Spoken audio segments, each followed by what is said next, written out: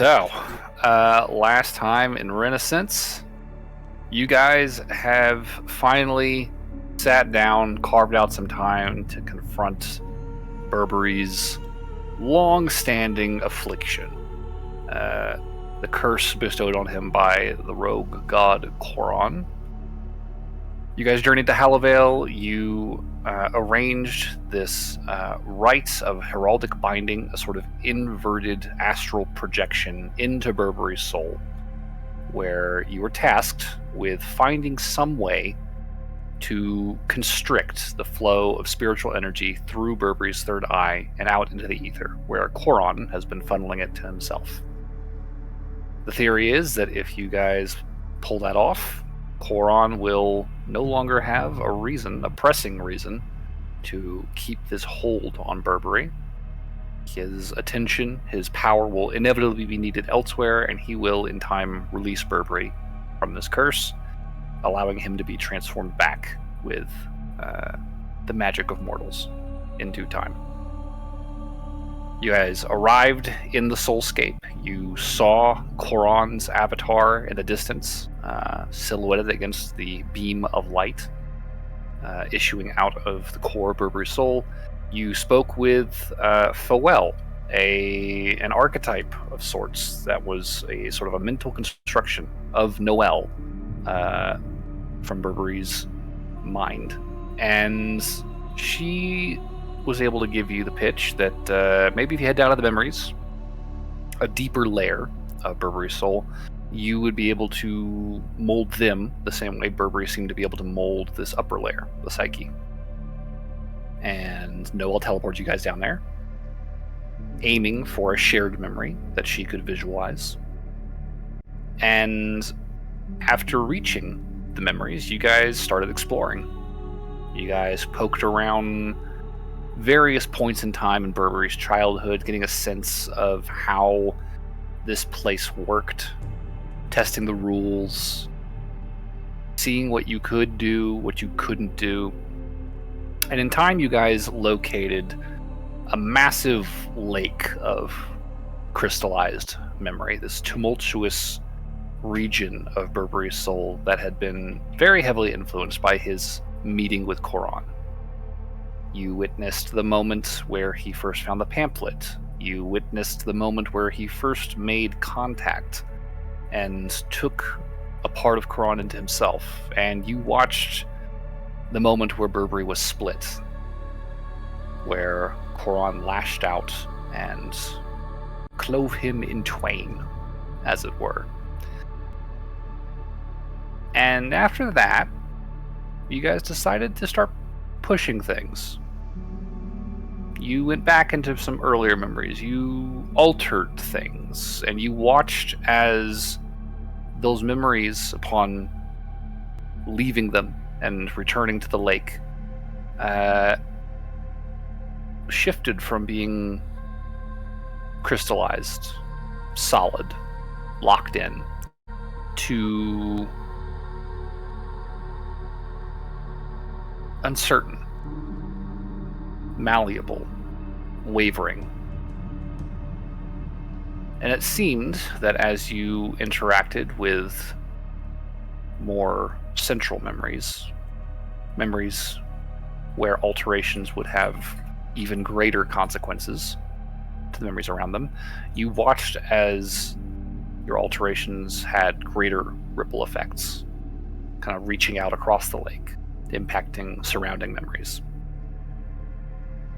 And Burberry decided to test the waters, so to speak, willing this lake to begin shifting, to begin altering its shape. And you saw that, as predicted, you were able to manipulate the altered memories and the consequently impacted surrounding memories. Burberry was able to reach out a small walkway all the way out to the giant beam of spiritual energy. And you all watched as that walkway, upon contact, began to scatter that energy in all directions, like a finger over a watering hose. So there's something to the idea, but you guys still have some work to do. So we are picking up here on the surface of this memory lake, pathway stretching both forward and backward in time through Burberry's life.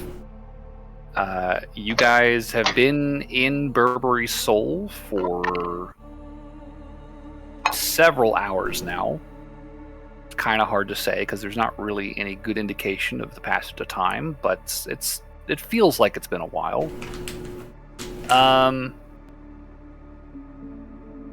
I guess, are there any questions before I yield the floor to the party?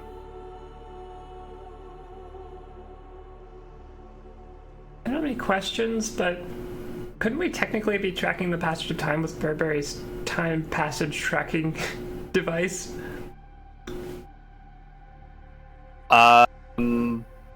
The clock that monitors time in the Feywild and the material plane? Yeah. Theoretically. Assuming we had some semblance of an idea of when this ritual started. I mean, you guys basically woke up, ate, and lied down in some magic circles to do some intense soul searching. So it was pretty early in the morning when you guys started. Well, it's not a huge deal right now, but that feels like it might work. But no, I don't have any... Just to be sure. What's that? I said let me review that item just to make sure I thought it tracked time on the material plane and the Feywild. It did. I thought I wrote a description for it, but I could be mistaken.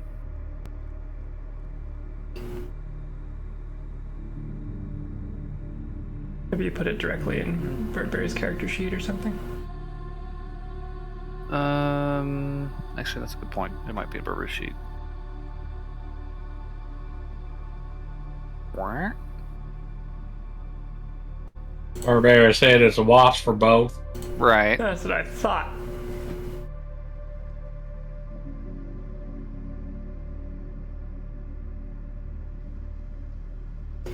Magic item.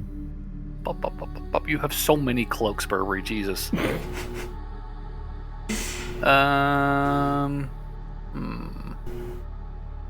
Burberry will never be cold.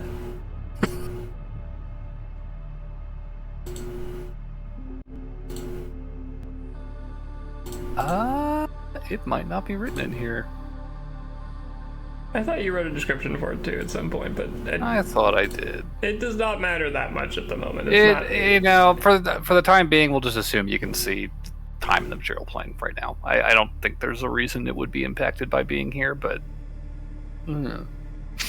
Alright, well, if I remember correctly, we left things off with Foel's task was to distract Burberry for a minute while we collected the rest of the group to talk about the plan, or what our intentions were. Foel has been on Burberry duty since you guys started messing with memories.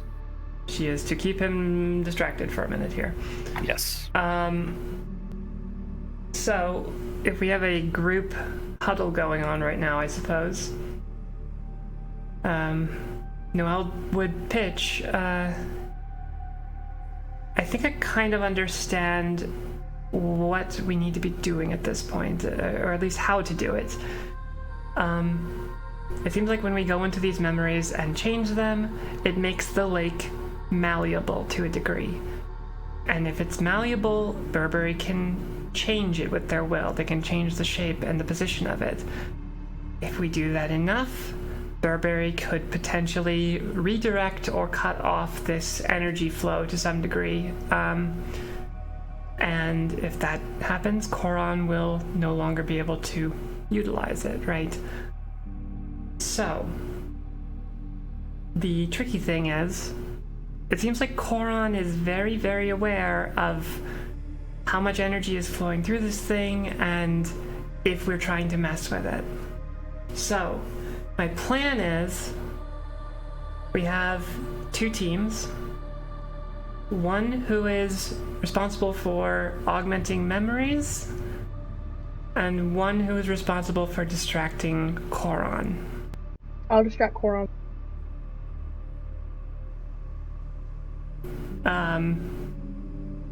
That would make sense. I feel like you guys would probably all be very well suited for distracting Koron. I do have some ideas for how to augment Burberry's memories to make things as painless as possible for them. So I know that's a task that I should be doing. Additionally, if we want to keep Koron distracted for a while, and he is as powerful in here as we have been told, we maybe should recruit the other John and the other Barnaby to aid us before we engage.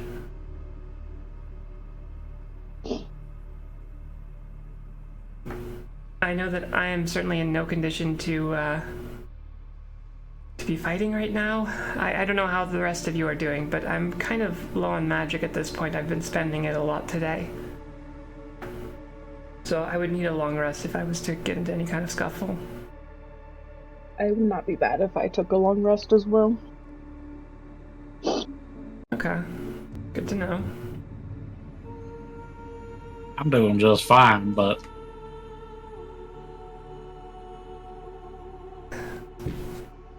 y'all need a nap. We can do that. I haven't really done anything, so I'm fine. Okay. Well, I'm not shocked. I guess the question just becomes, how quickly do we want to act? I feel like we could probably afford to take a long rest while we're in here. Our bodies outside are without food or water for now, and I know that will become a problem in a matter of days probably, but I think we could make it a day and be okay when we come back out. Assuming time runs 1-to-1 in here and out there.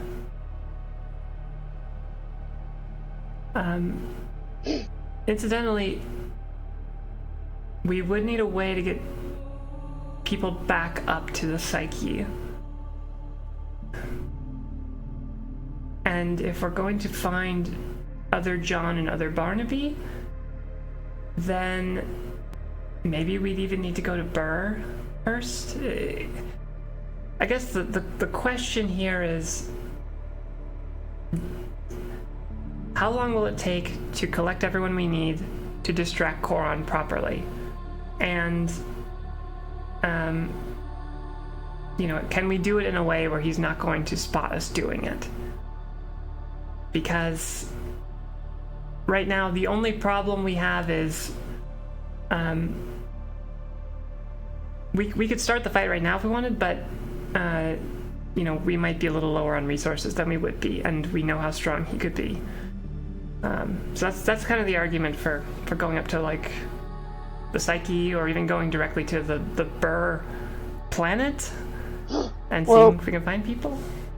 I think the most important thing is you start messing with the memories. I can just take a long rest, because you'll be doing that by yourself, unless John or fine. I have a mission. You're doing the shrimp mission, is that? Yes. Okay, it'll be me and John then. And other Lauren. I'll throw it out there, Barnaby. Yes. You will probably be missing out on a cool boss battle. I will say Here's my bucket of shrimp. Oh. Okay. I will do your job for you. Thank you. I would say this much though, Noel. I think I wouldn't expect us to return No, after we engage with Koron. So I think you all have to be aware that this is probably not a fight you win. Yep. And that's okay, because that's not the point. I mean, it would be awesome. That would solve everything. But I don't know if it's realistic. Of course it ain't realistic. We're in a dream. Oh no, don't start this again, Barnaby. Don't you dare start this again. Okay, so do we have a way back up to the psyche that's reasonable?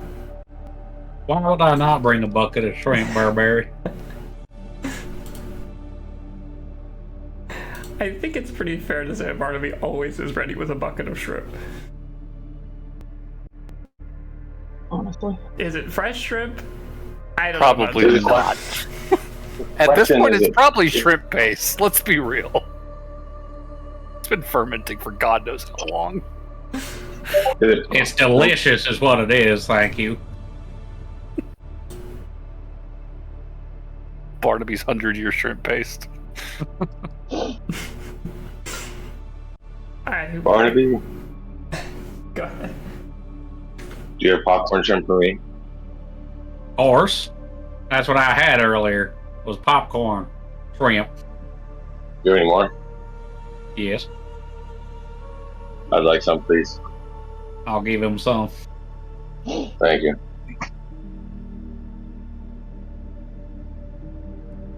Okay.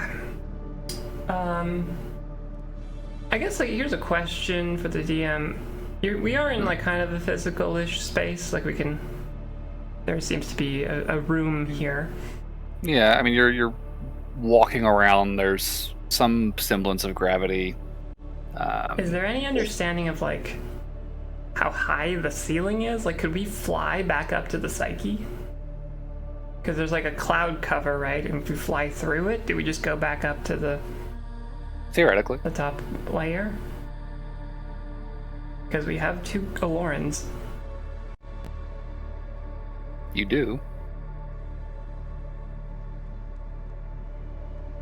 And plenty of bags of holding. So that might be the easiest way back up.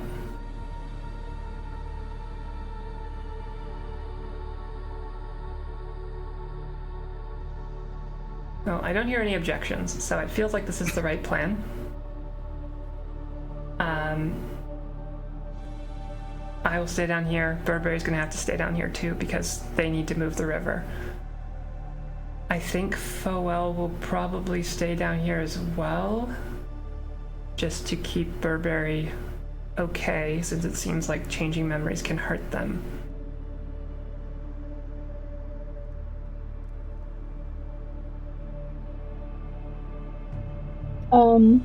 I think a Lauren would ask a Laurent what he's capable of. What she's capable of? Yeah, what she can do. I mean, she'd give you a little wry smile, and first she'd be like, "Oh, why are you asking, huh?" I'm just kidding. I know. I can transform like you. I know some cool nature magic, as I'm sure you could imagine. Do you know how to turn into a T-Rex? Well, it sounds like something I could do, so yeah, probably. Okay. You should be able to turn into a T-Rex 7 times. 7 times. Okay, good to know. I'll That's just all- you're just counting spell slots, is that what you're doing? Yep. Got it. All 4th, 5th, 6th, and 7th spell slots. I'll just lock that away in my old noggin here as a thing that I am apparently able to do. Yeah. Straight from the horse's mouth. Yep. Get it? Because you can turn into horses. And Barnaby rode me bareback. I remember that. Classic. She'll wink at Barnaby. What? That's what I was doing. He still doesn't get it. No, he doesn't. No, it's great though. Give another 6 months. Okay. Well, Should we tell Foel? Yeah, well, yes and no. We should tell Foel, but I don't know if we should tell Burberry exactly what we're doing. just because I feel like augmenting his memories maybe works better if he doesn't know what we're doing with them. We're not doing it now, so sure. I mean, he might know that we're planning to do something without him. But I guess not knowing for sure is enough. I don't think it's critical, but it's better safe than sorry right now. If he finds out, it's not the end of the world, I don't think. I'm just trying to I can go tag out Foel if you want to fill her in. Sure, yeah. Okay. Cool. Laurent will head over to where Burberry and Foel are hanging out, and a couple minutes later you'll see Foel rounds the hill and say, "Okay, so Laurent says that we have a plan, Yes. but not to tell Burberry. So what are we doing?" I don't know if it's going to affect things if we tell Burberry, but better to just not, I think, right now. I'll just tell her everything I just said. Okay. She'll listen intently, and you definitely see the eyebrows kind of shoot up at the idea of you guys going to just stall Koran. She's like, well, that, as long as you're not planning on winning, I suppose that's fair.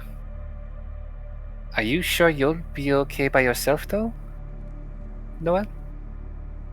It feels a little unsafe, wandering around alone down here. Oh, I would have you, and I would have Burberry, theoretically. I mean, we're not coming with you, though, into the memories. We'd be outside. True, but And Burberry does not know unless we tell him. I've still got sending. Well, I suppose it's not nothing.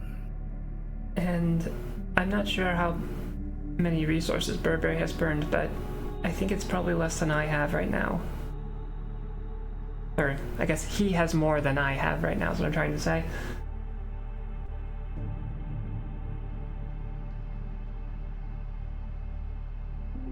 Okay. So, actually, here's a thought. Does Burberry have... Does this work? Could we word of recall? If we needed to escape? That's so weird. I don't think so. That's a good question. I think that the would work. best you could do is recall to a memory, in theory. I don't know if that's going to go across planar boundaries is the thing. It did once. That's true, but... I don't know if we're in a space. That's right, yeah, because that's how you guys got out of the Feywild. Yeah. Is this like a world? Are we in like the astral plane? Or is this like... Are we like tiny, cells inside Burberry's body? You know what? I'll say give me an Arcana check just to see how much context you can surmise from your experiences here. Oh, I rolled pretty good. 20 total. Okay. I'll say, just kind of based off of your physical experience of this space and the way things are sort of behaving, this feels like a plane. Oh, okay. It's operating on the same sort of behavior, I suppose you could say, that you've encountered in your other extraplanar activities. It's definitely a weird one. There's definitely a lot of exceptions to the rules as far as the way the space and the matter all work, but overall, this feels planar in nature, and I think that you would probably surmise you're in some way like adjacent to the astral, just kind of looking out from the surface of Burberry. It kind of reminds you of what you would expect the astral to look like, and the best way you could probably categorize this would be maybe like a demi-plane of sorts. Okay. So, put word of recall in the maybe column as a way to escape. It might work.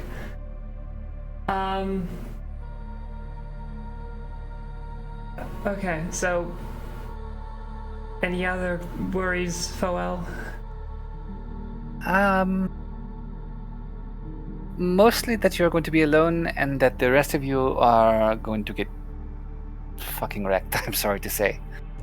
Well, I'm pretty good at hiding, and we have plenty of memories to do so in.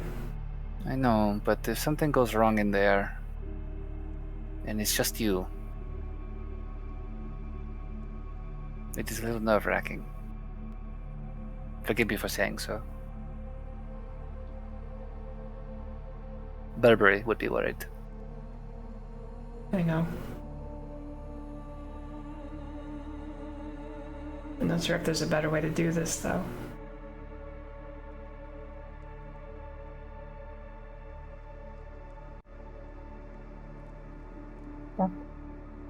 Would it be safer if we wait until the memory has been altered to split up? Well, It does not seem like he's reacted to the other memories.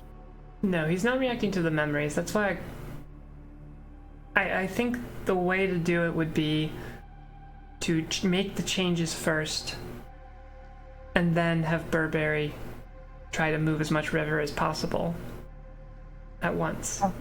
After we start distracting Corin. Exactly. So nothing's going to be triggered until Burberry chooses to trigger it, essentially. Until then, Feels less precarious. Team A Lauren will have as much time as they need to go either collect allies or explore, I guess, if they want to go to Burr. And I will just be down here working on memories.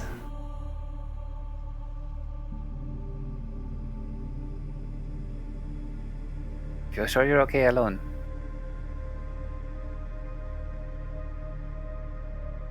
I admit I'm a little worried because I don't have a way back to the group. I But could stay down here with you for a while John and Barnaby find people.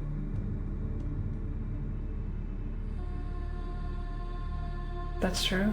If you And then I want. could go up there and find them and let them know when we're ready to go.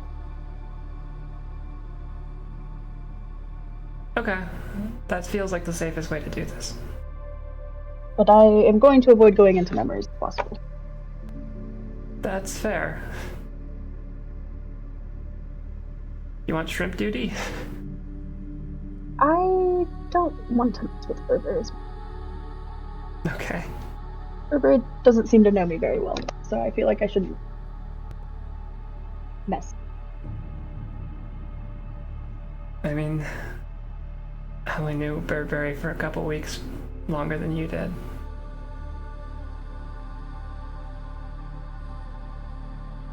But I understand.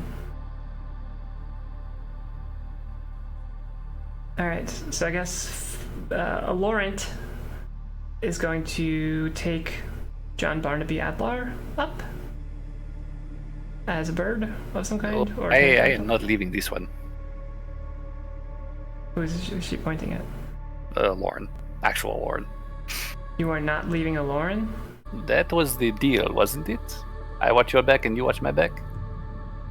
I think we're in a place where we can make a small change in that. I mean, he's looking down his nose at you right now. Wait. That was not the Oh, original agreement. I'm sorry, I forgot about Adlar. Yes, Adlar would be... Oh, I see the problem. I mean, Adlar, she's... Excuse me. I mean, technically, I'm not watching over you specifically because you're technically asleep, being watched by a bunch of priests in a smoky worm. It's true.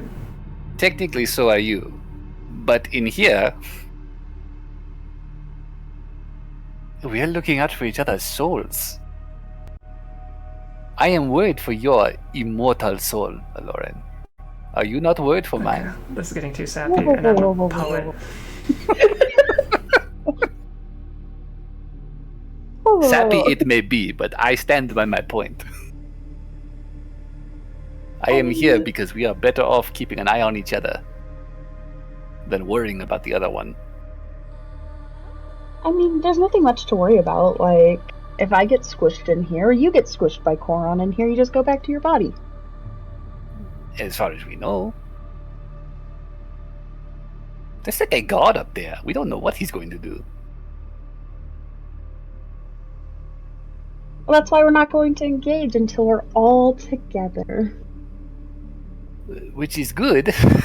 Look, if it But makes if things, he decides to come down here again and it's just you two, I mean, that's I'd feel like a real shit fucking fiance if I But wasn't really- there to help. I will say this much. Me and Noelle are besides you, of course, dear, are the sneakiest piece of people here. I'm very sneaky. What are Yes. you talking about? No, I'm saying, but just me and Noelle, we're incredibly sneaky. And we're good at hiding. This one with the rocket boots? Not sneaky. I will not be of much use to him. But you? You I can be of use to. You I want to be of use to. I know that part of the point of this was to have real Aloran with me, but I mean, faux Aloran, Alorant could be down here instead with me. I would have Alorant and Foel.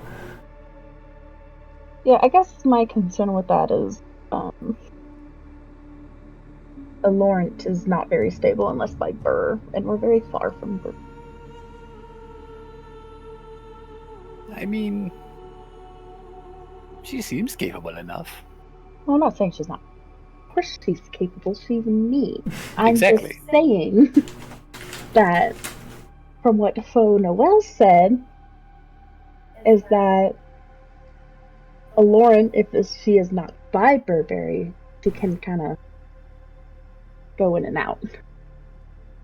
So she could disappear and go back to Burr. And then there's no one here with Noel. Well, I would solve Burberry and Foel, but I see the point. Having a real person down here with me could be valuable.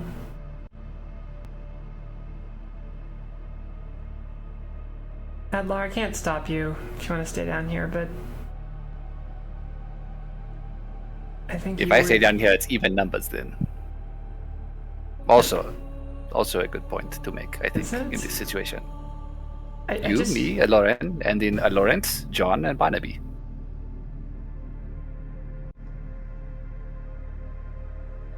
Three and three. And then Burberry and Fowell. God, this is confusing. Last thing I'll say on this, I'm not going to argue with you, but I really feel like you and real Lauren's skills would be better served up top. You guys are collectively good at spellcasting and sneaking and hiding and searching, which is exactly the stuff that they're going to need up there. I'm just going to be digging into memories. I'm going to be just going in and out for maybe hours here. Okay, I'll leave them. Lauren can stay. I just want to make sure that everybody's doing what they need to do. That's all. I'd love to have you, Lauren, but if Adlar is going to also be compromised coming down here to essentially do nothing because of it, I think it makes sense for you guys to go up there. I didn't think I would be compromising the whole operation by putting my foot down here. I'm sorry.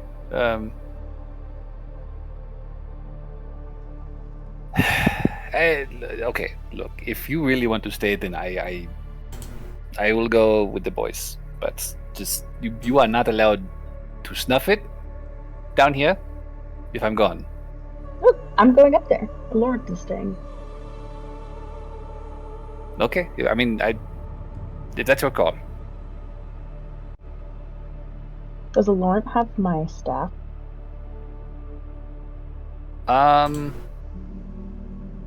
She hasn't been carrying anything necessarily that you've seen.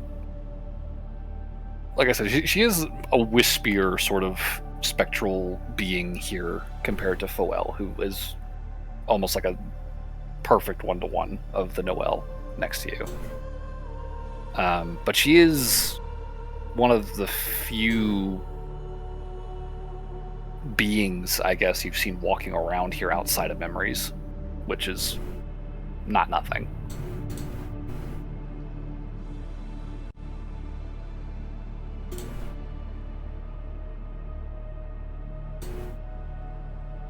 Oh, that's a good That point. That was actually something I was thinking of. Is we could try to see if Burberry can bring John and Barnaby down here. That is a good idea, actually. Johnson, Non. Barnabisn't. Whatever you're calling it. Barnabizzle. Barnabisn't. Barnabisn't and Non. We got Barnabism and Jaunt or Non. Oh, two.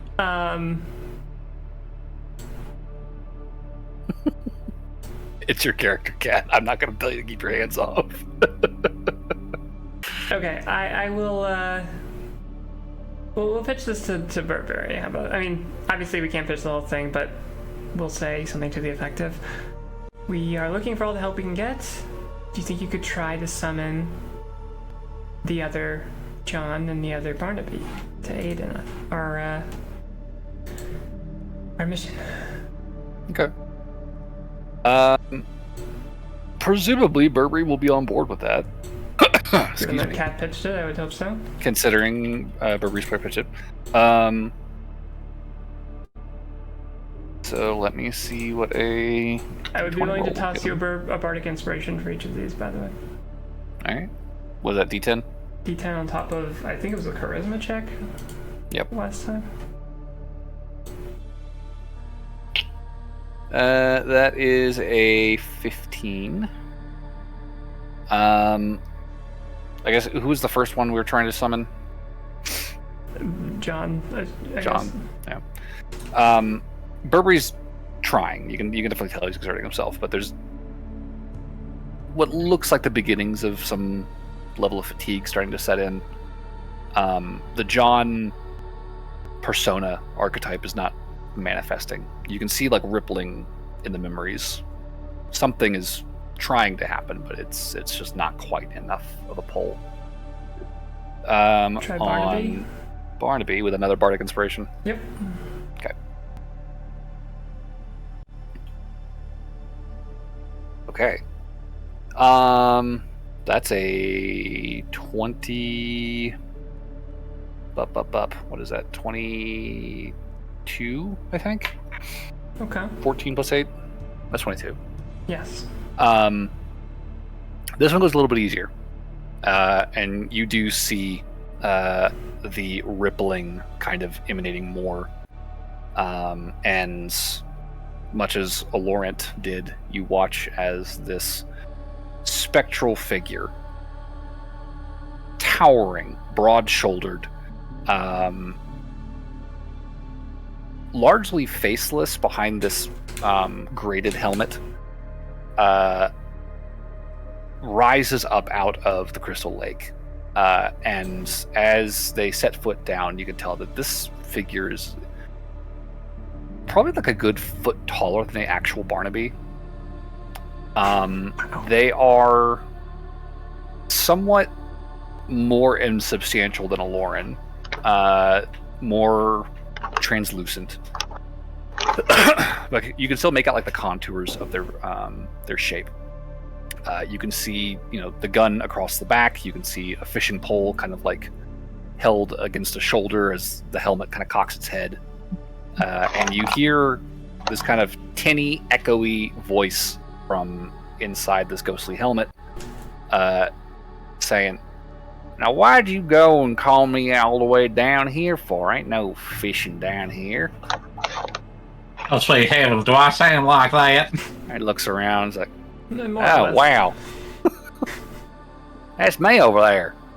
That's me over there. Ah, he points. I imagine they do the thing where they're like are doing exact mirrored movements of each other. Exactly. There's some kind of spooky ghost over there. That ghost over there is taking my identity. Burberry, you gotta do something about this. There's been a lot of strange happenstance around here in recent days, but this just takes the cake. Oh, what would that be, my fellow friend? Hey, Noel, you got a double too. This is Foel. This is a Laurent. Now that's and- Noel. From your perspective, perhaps. Do you have a preferred way to call you? Because right now all we've got is Barnabisn't. Well, that's not my name at all. It's Barnaby. Okay. Barnaby Ray Otis III. Right. No, that's my name, Barnaby Ray Otis III. Now that can't be right. There Apparition. can't be two Barnaby Ray Otis IIIs. One of us would be first, second, or fourth. You got me on the math. At least you can see reason. Regardless of name, would you be willing to help us with a plan, Barnaby? Yes. I'm looking What's that? directly at the other Barnaby.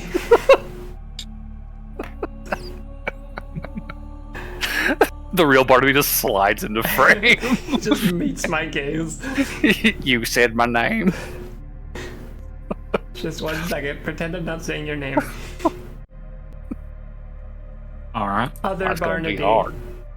Yes. You...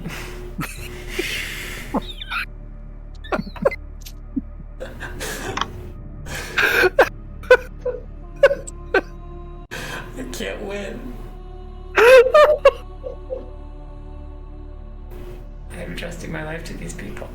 As you said not to respond to my name, and then you said other Barnaby, which would be me. I understand my mistake now.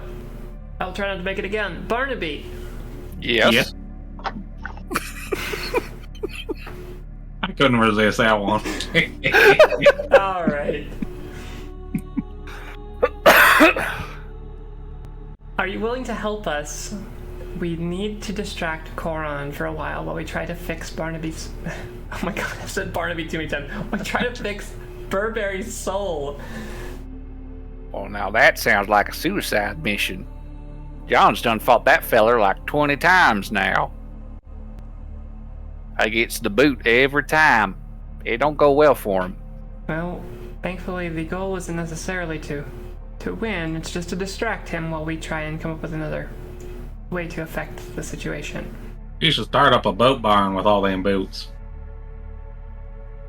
Honestly, he'd make a killing if he weren't living out here in the light and sparkly world.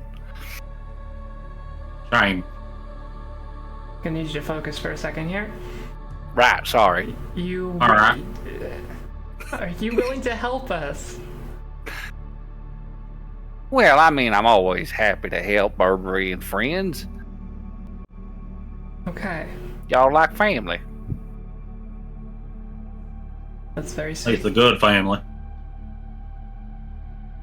What family's supposed to be? There you go. Okay. Well then, you are going to be sticking with this group of people over here while they work out plans to potentially attack Coron in the very near future here. Oh, Okay. you mean like now? Okay. Well, it'll be soon, I think. What about you, Barnaby? Where are you going? I'm like, Oh, really? Well, this won't be confusing at all. Can I call you Barnaby 1, and I'm pointing at the Barnaby, and then can I call you Barnaby 2? Actually, you're number 1, you're number 2, and I'm just going to call you that, okay? we're number 3. Yeah, we're the Barnaby Ray Otis III. No. Yes, I get that. You're 1, respond to 1. You're 2, respond to 2. Oh, wait, I got Neither of it. you get 3. Barnaby Neither of Ray you get... Otis the third, 3-1 and 3-2. No. Well, who gets That to be sounds what? pretty orderly, actually. I'm not opposed to that. I'm opposed Until to you that. realize that you're 3-2. Rock, paper, scissors. I'm calling you 1. All and right, 2. he holds up a hand. Rock, paper, scissors, shoot. Rock. I threw scissors. Dang it. Barnaby Ray Otis the third, the second. That's great. 3-2. So I'm going to call you Barnaby, and then the second. How about that? As Well, long no, as we're we're the all third. clear. clear as crystal. Noelle, do you want them? You want them? I think You take them. think they would be much No. better served No. helping you I think in you your should take battle them. against I the think god. you should take them. I Take them, think they please. are very necessary for your plans. Take them. Please take them. I think they would only slow you down. No, I don't think they're going to slow you down. I think Barnaby needs to put his bucket of shrimp in every single dream, so definitely has Lawrence, stuff are you to do. ready to carry them? No! Gigantic eagle suddenly appears, spreading its wings. Wait, Lauren's not saying? Oh, and then it puts its wings down and Oh, right. looks down at you telepathically. Is like, wait, shit, I forgot. Sorry, Which one are we doing? I forgot the plan. Who's going where? I forgot. You're staying here. I'm going. Right, fuck, my bad. She'll contract back to herself. Alright. Lauren, are you ready to carry people?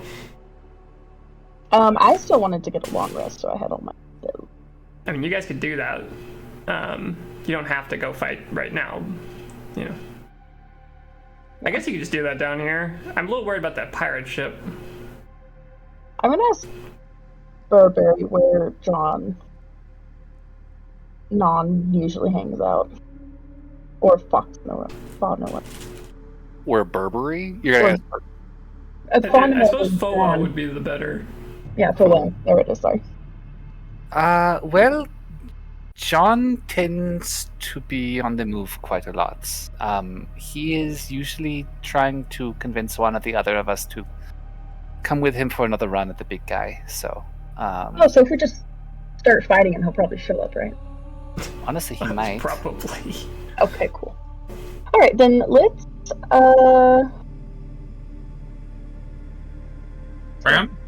Round of fisticuffs? I mean, I won't say no. Or do we want to do some hog wrestling? Alright, let me fly up, and then once we get up... I'm pretty sure that's on my bucket list. Once we get to topside, we can take a long rest. That's Oh, you got a bucket list, me too. Yeah. I mean, I suppose that makes sense. A Barnaby should have a bucket list. Exactly. Well, are you sure you don't need either of the boundaries? they would be wasted down here. Insight check.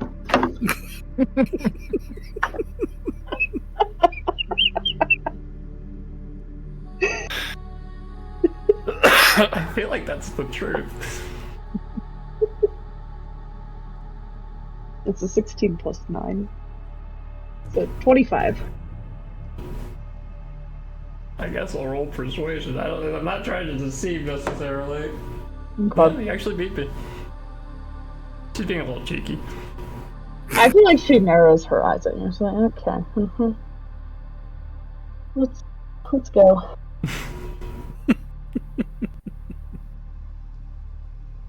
Okay. The plan is being enacted. All right. So, Noelle and Laurent, are on memory duty. The Barnabys, Aloran, Adlar, and John are going to get a long rest in, and then go see Coron. That's the plan. Okay. The timer starts now. If we can use Burberry's clock, that would be great. Yeah, I mean, I don't remember what the exact rules for the clock were, so I assume he can pull up the clock and you guys can kind of check the time. I think before she leaves Noelle, Alon would say to Noelle, just message me whenever you're ready. Okay. I can do that. Okay. So, what is everybody doing right now? Alon is turning into Big Burb. Big Burb? Big Burb. I believe collectively we have someone ride it, someone in a bag of holding, and we might have another bag of holding. I don't remember. We've done this before. It would need to be like 3 bags of holding, because it's John, Barnaby, Adlar. Well, the Barnabys can fly technically. That's true. Yes. Just not as fast. That's not the end of the world. True. All right. So it'd be just John and Adlar. So Adlar could fit in a bag of holding. He'll be fine. Okay. Oh, I feel like Lauren would be like, all right, hop in my bag and you'll become one with me. We can be even closer together. Please don't suffocate me. I don't know how that works in here, but I don't want to suffocate. That sounds very uncomfortable. She would probably be like, that's good. Then she'd give her back to somebody. Alright. Well, you just have to hold it in your talons, probably. Yeah. Well, it's just so someone can open it up and let them breathe. I don't know how long the flight would take. That would be John then. Yep. Okay. Then with that, the giant eagle, John, and the two Barnabys will be able to take off and fly towards the expansive cloud bank overhead. And Noel, Foel, Burberry, and Laurent would watch as they into the air and before long shrink from view, vanishing into the clouds. Okay.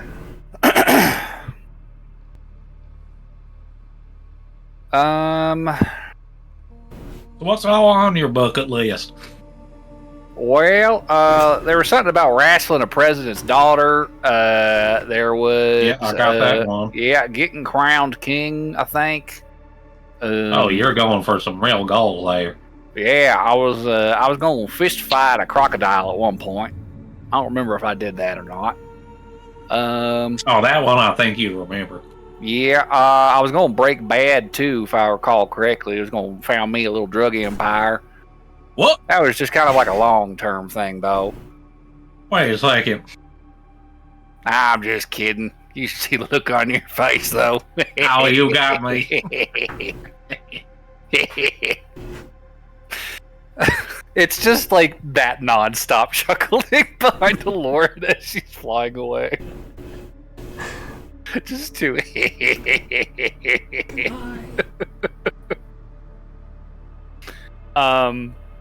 As you guys fly, you would be passing multiple like levels of memory as you know that path continues kind of like spiral up and kind of twist and turn, and eventually you would draw level with the kind of the outside the exterior of this cloud bank and kind of pass into it. And your view of this memory space and the blinding white light below it would be completely obscured by this very thick, heavy white mist. And as you all fly, you find yourselves starting to slow. Almost as though the air is beginning to grow thicker, harder to push through. And before long, you find yourselves kind of coming to a standstill in this mist. And you're pushing and pushing and pushing, but you're not making a lot of progress. It doesn't feel like you're making progress. You just feel this mist just kind of swirling around you.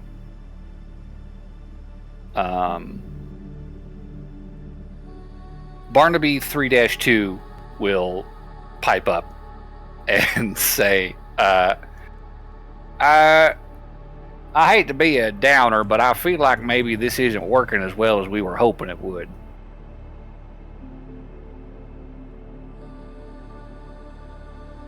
It seems like something's not going right. He's gonna begin to like lower himself in the air and then stop suddenly and kind of look down. You can't see his face behind the helmet, but you can definitely read like confusion in his body language. And you watch him like kind of kick one leg a couple of times. He says, well, I'm not sure what to make of this, but it feels solid. And What? stamps a couple more times. Let me say this right here, and I'm going to lower down and kick what he's kicking. It doesn't take you long, maybe like a couple of inches before you feel solid ground beneath your boots. It's still fairly pliable feeling. Honestly, it reminds you a lot of the surface of this plane when you first set foot there. That sort of soft, pillowy, pliant ground that covered the psyche. This is not too dissimilar, although it is much, much foggier than you recall.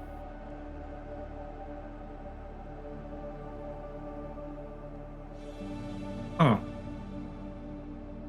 Hey, y'all, get down here. Something's funky. Lauren will fly down there. Right.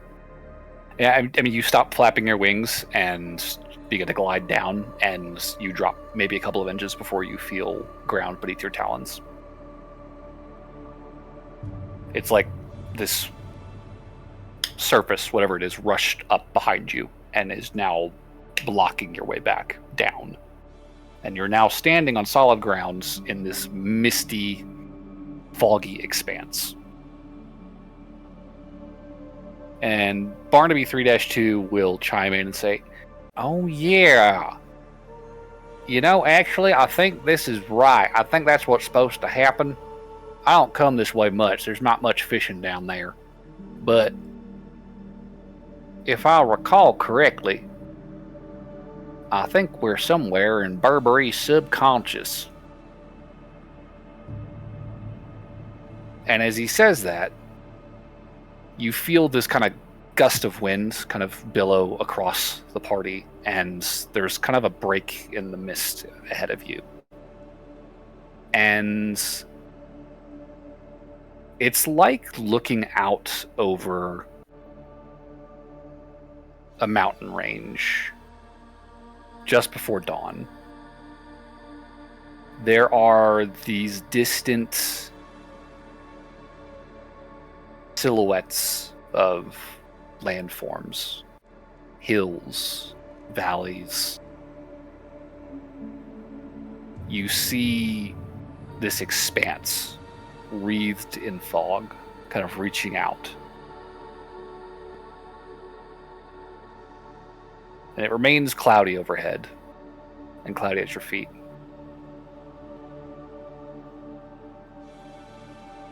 But as you look at this landscape, there are pockets of light here and there kind of shining up from between these hills. Some red, some green, gold, blue, various colors kind of shining up from every direction.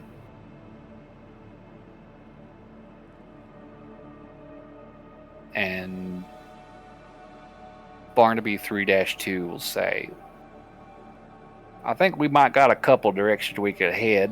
If we want to head down, we could get down into, the inside, deep in Burberry. But I think if we keep climbing, we might get back to the surface eventually."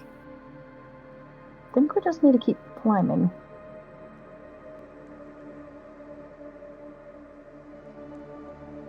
Leon.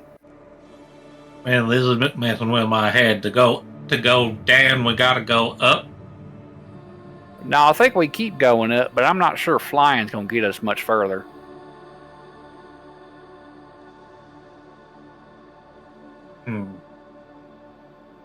Need to find some sort of road, some connection.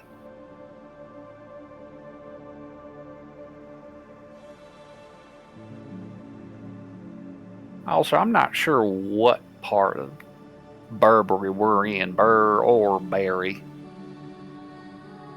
That's a little hard to say right now.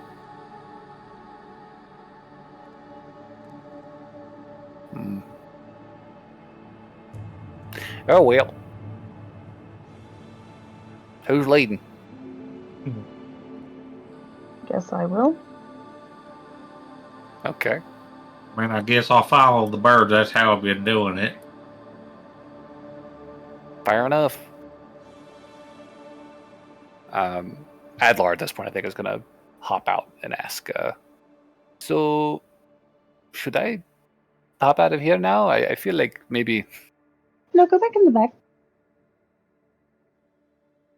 Yes, ma'am. Excuse me. I'm just kidding. Get out of the bag. Thank you. Goodness. He will clamber out of his bag. Actually, can you go back in? Take it back. He just hangs the bag around the beak.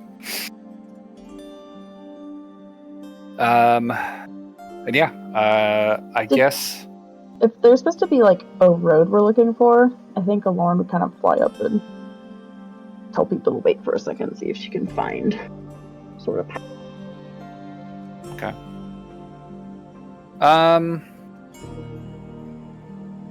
I'll say give me a perception check then.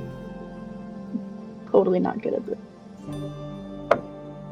thing. I'm wonderful. 28. 28. So, you're definitely going to see some stuff. As you take off, you are again feeling the same kind of heavy resistance that you felt before you landed here. It's like you're almost having to swim through the air here. It's thick.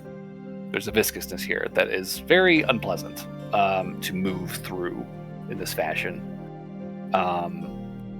So you are not moving nearly as fast as you would probably like to be in this form, but you are able to get enough altitude and enough distance from your landing spot to start kind of like scoping out your surroundings.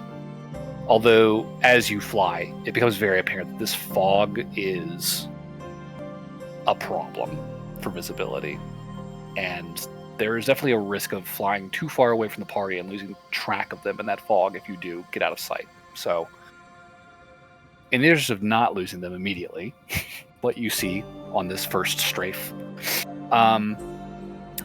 as you kind of glance down through the mist, you see these hills and these valleys just kind of like undulating in various directions.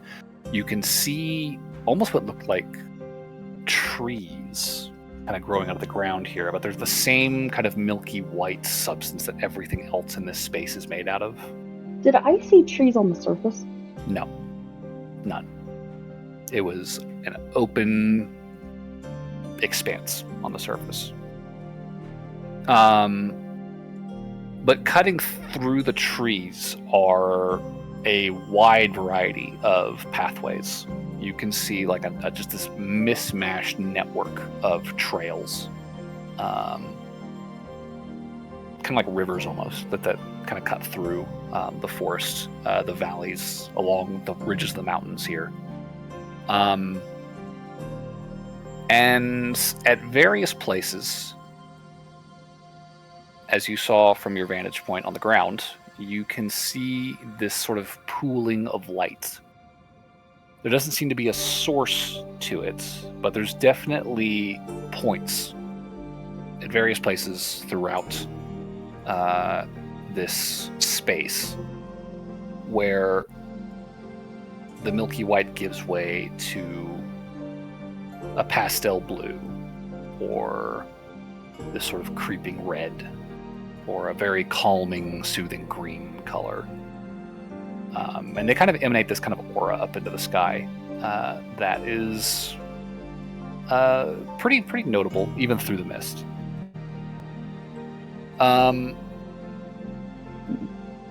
There are definitely some paths you can see which seem to delve into what look like canyons. And there are some paths you can see that appear to be kind of climbing up the sides of much larger slopes off in the distance. And there are a handful of lights in either instance that are kind of like scattered along those routes.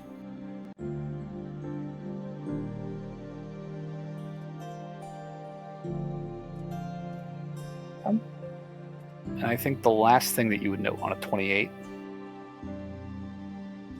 there is definitely movement in this space. Things are passing very quickly along the pathways and across them through the forests. I think she'd come back, tell everybody that, and take time to be sneaky as possible. And she would do her task without a trace that she gets unlimited. Good job. Okay, so pass the traces up. Mhm. What are you doing now? I think she's going to head towards the paths and head towards the one that she saw that turned into slopes leading upwards. Sure. Okay. Are we walking, or are we going to try and fly again?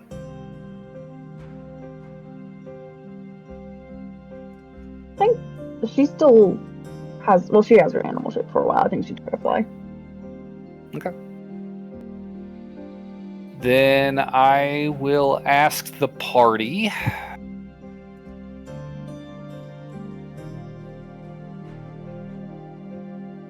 I think if we're going to try and sneak through the air, we're hoping that the fog cover is enough to conceal you. I'm going to say stealth checks with disadvantage. Also a normal day, alright. Yeah, this isn't much different for Barnaby.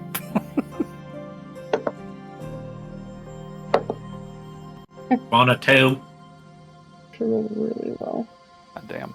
I rolled a 15 and a 17. 15 and 17.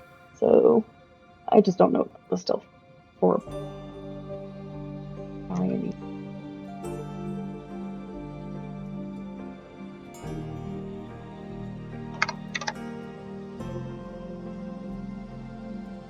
Could just be their dex. Dex, and then if it's got a stealth skill proficiency. They do not. So it's actually higher than Maloran's plus first. So how much? 28. 28. Okay. Geeky somehow in the sky. Oh, I probably need to roll for Barnaby 3.2. He's got a +5. Plus 5 and then the 10, so 21 on that. Okay.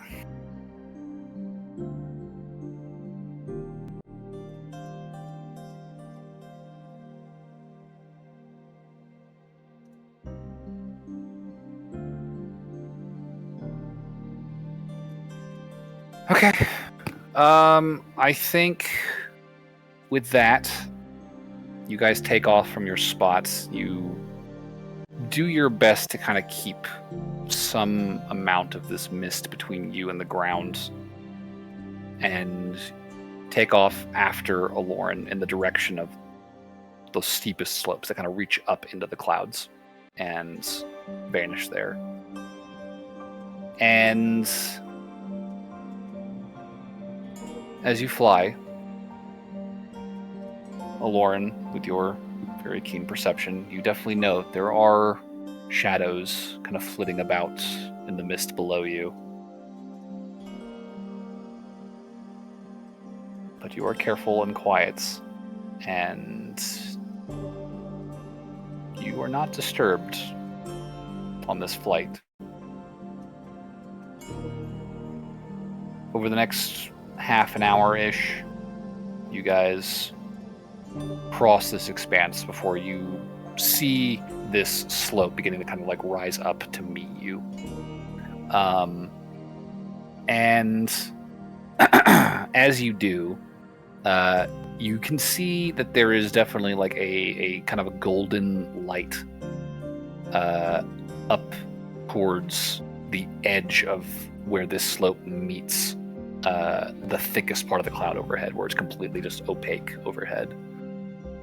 You can see that golden light kind of spilling out across the surface of the cloud, shining from whatever source there is there on that slope.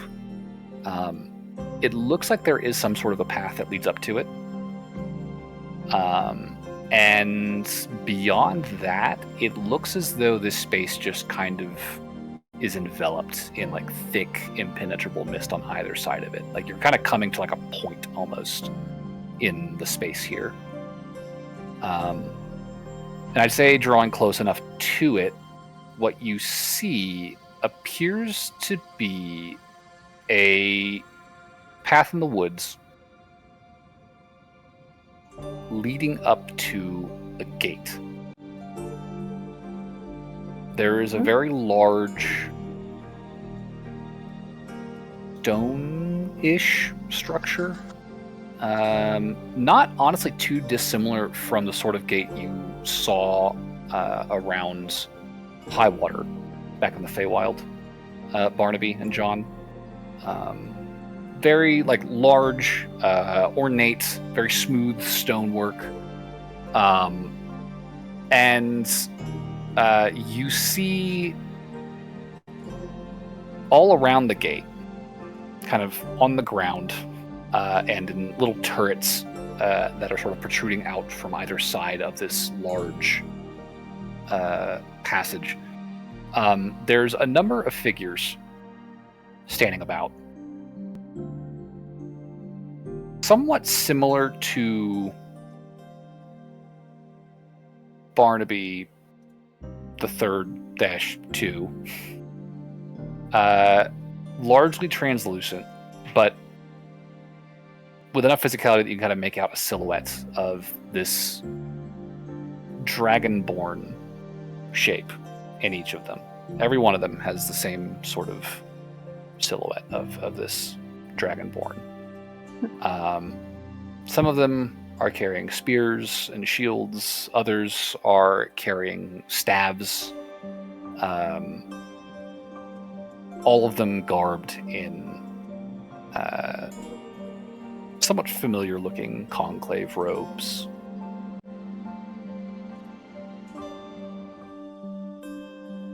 Doesn't look like they've seen you yet, given that you've rolled fucking Buku stealth.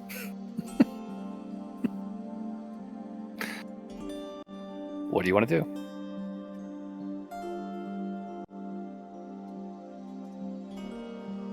I feel like a Lauren would try to That is a good telepathically question.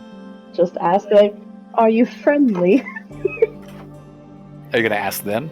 Yeah. Oh, okay. How far does your telepathy reach?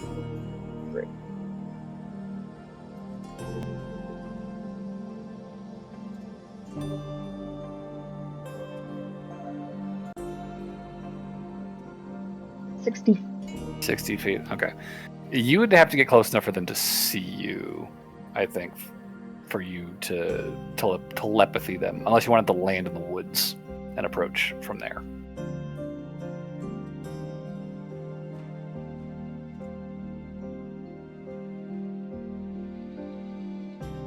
I mean, we could all try talking to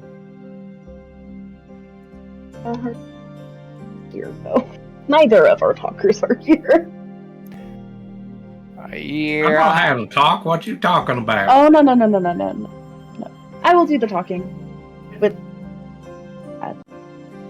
Now that's just insulting. I think we could have a perfectly fine conversation with these fine fellers. You see, I'm in agreement, Barnaby Ray Otis the third. I also agree, Barnaby, degree -1. well, then, if you guys are such great talkers, you can talk to each other. Maybe we will.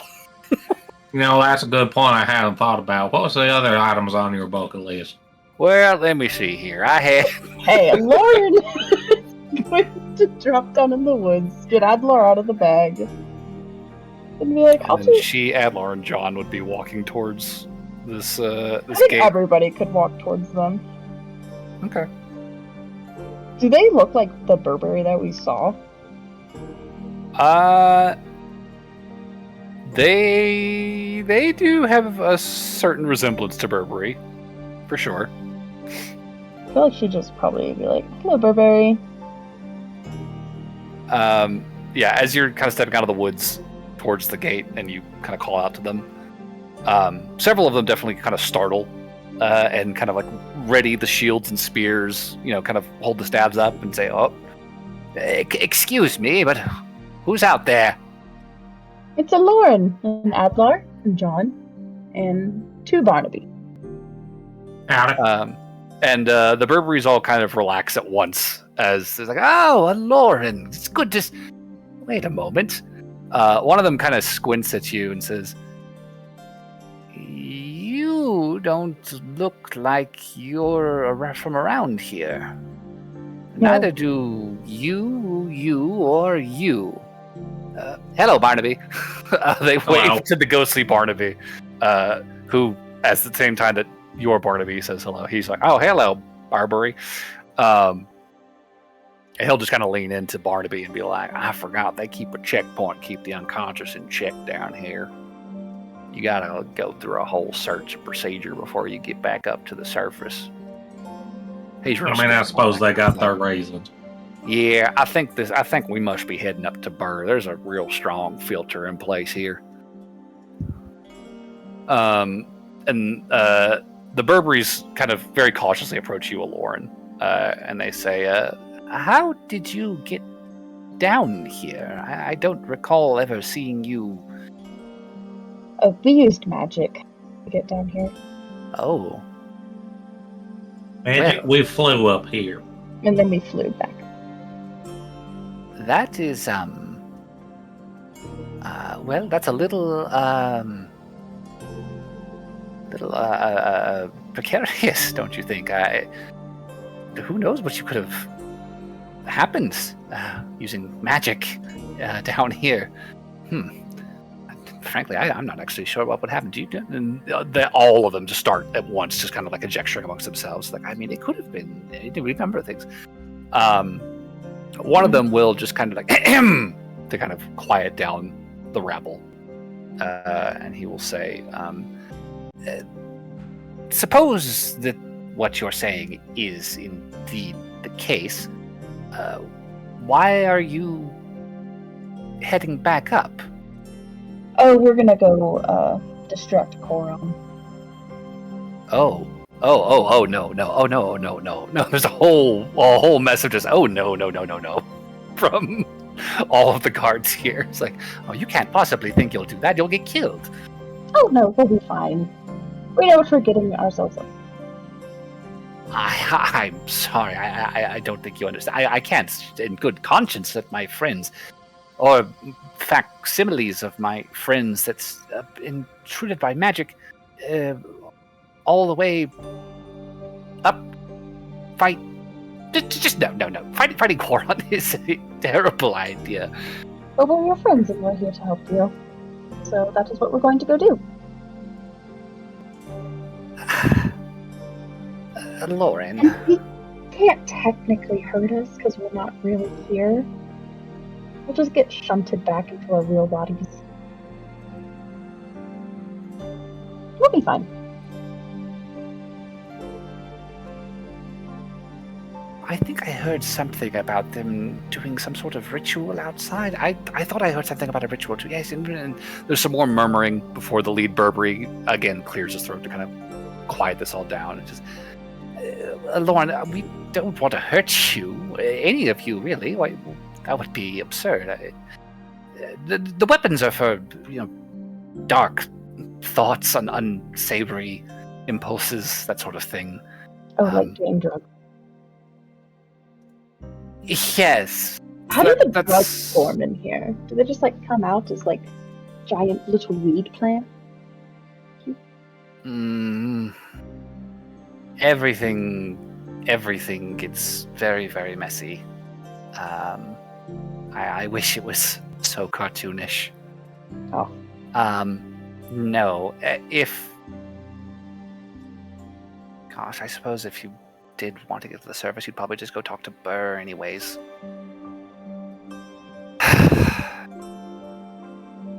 Are you certain there's nothing we can do to dissuade you against this? I can't help but feel like you're walking into it then. Nope, we have a whole plan, and the plan hinges on us distracting him.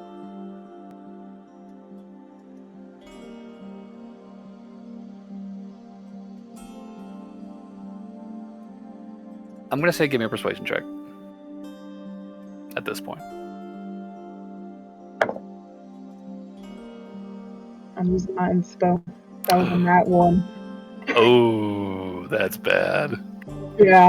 I was like, oh, that's so bad.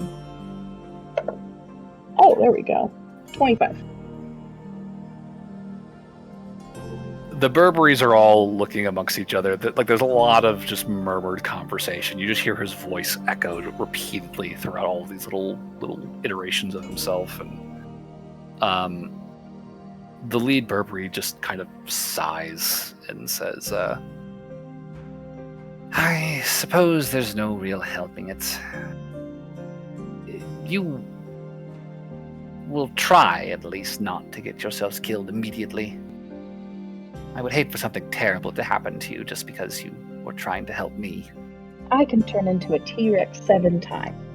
I know, Lauren, but he's a god. Hey, maybe Adler and I can try to fuck him to distract him out. God's like banging, right? Adler? Adlar just looks at you wide-eyed like, Hold on. Burberry, meanwhile, is there like, I'm not sure Koran is that sort of a god. He's always been very uptight. Well, you can help him loosen up, you know what I'm saying? You can certainly try. He will kind of turn back towards the gate and just kind of wave up towards one of the turrets on the sides of this portcullis, and you'll hear some creaking and chains beginning to rattle, and you can see that the gate is slowly kind of rising up into the stonework. And he'll just turn back to you with this very kind of somber expression on his ghostly face and say, I hope for your sake it doesn't hurt. Good luck, the two of you. Well, 3 of you, 4 of you. Oh, wow, that's right. You're all real, aren't you? And I suppose we'll see you later, Barnaby. Of course. Yeah, obviously. And you will watch as the Burberries kind of like all part, and the gate will rise high enough for you guys to begin walking through. And as you do, the mist begins to recede, and the light around you begins to fade. You find yourselves walking into a dark space, tunnel-like, although it's hard to say where the walls and ceiling of this place are exactly. It's just dark, except for a small spot of light up ahead. And as you walk, that light grows quickly. And before long, you find yourselves stepping out of a cavern onto an open expanse, rolling hills in every direction. In the distance, you can see a massive, rocky planetoid kind of sinking slowly behind the horizon. Looks like it. And off to the left, you can see what looks to be a very narrow and quickly tapering kind of beam that kind of shoots out into the distance. Also looks like the origin point is below the horizon, so you guys have a good ways to walk, but you are, it looks like, back on the surface of Barry's psyche.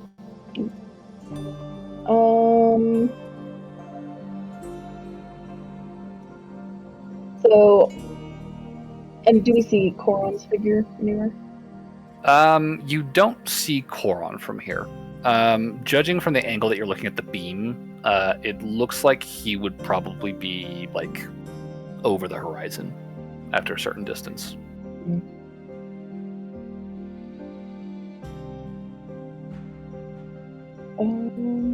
Well, we're here, I think.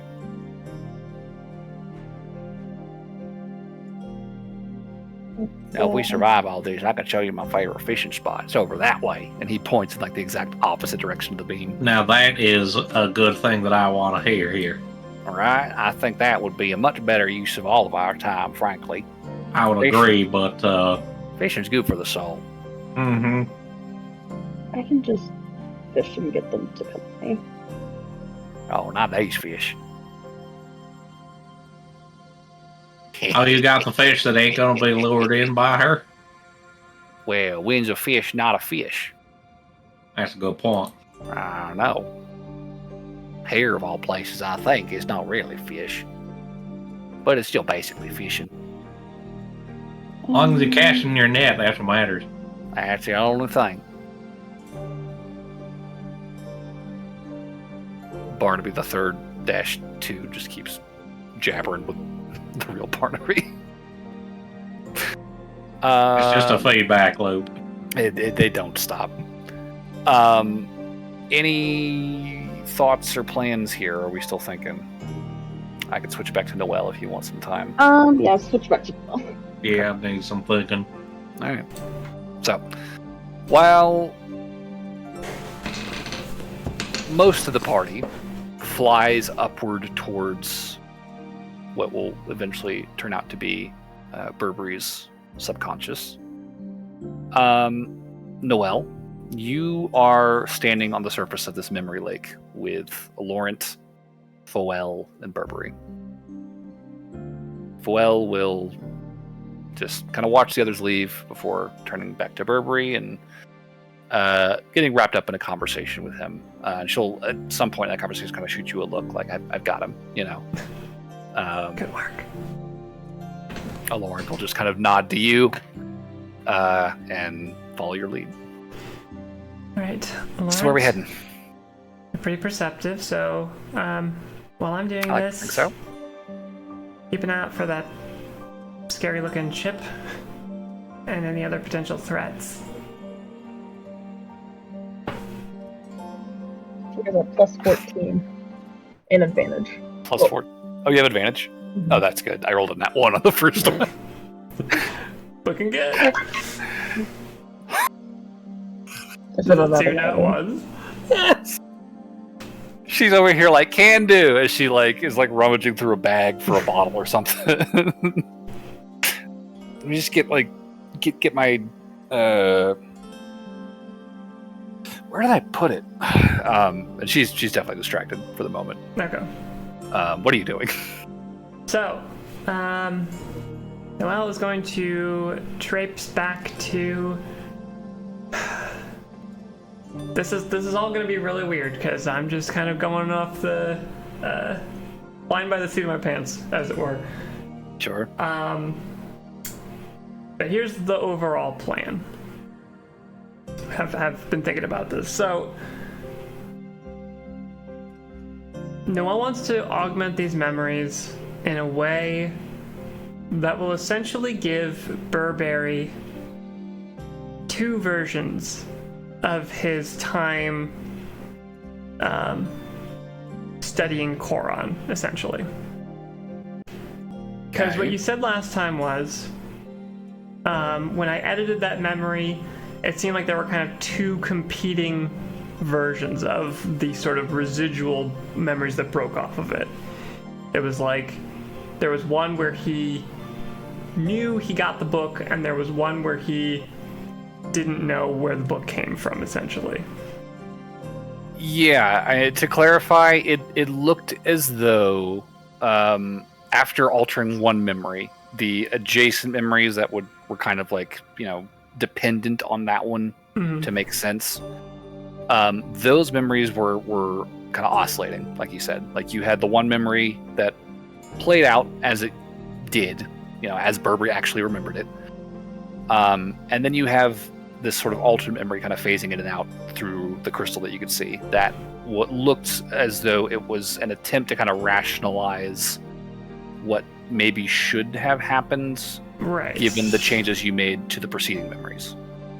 And that was those 2 constructions of events were kind of competing with each other now as a result of you altering the preceding memories. Gotcha. So, honestly, the specifics about how this mechanically works in here is not quite as important. I think the general gist of what I'm going to be doing here is going through and picking moments throughout Burberry's kind of whatever span they had where they were studying Koran, and dropping in to become a friend of his. Okay.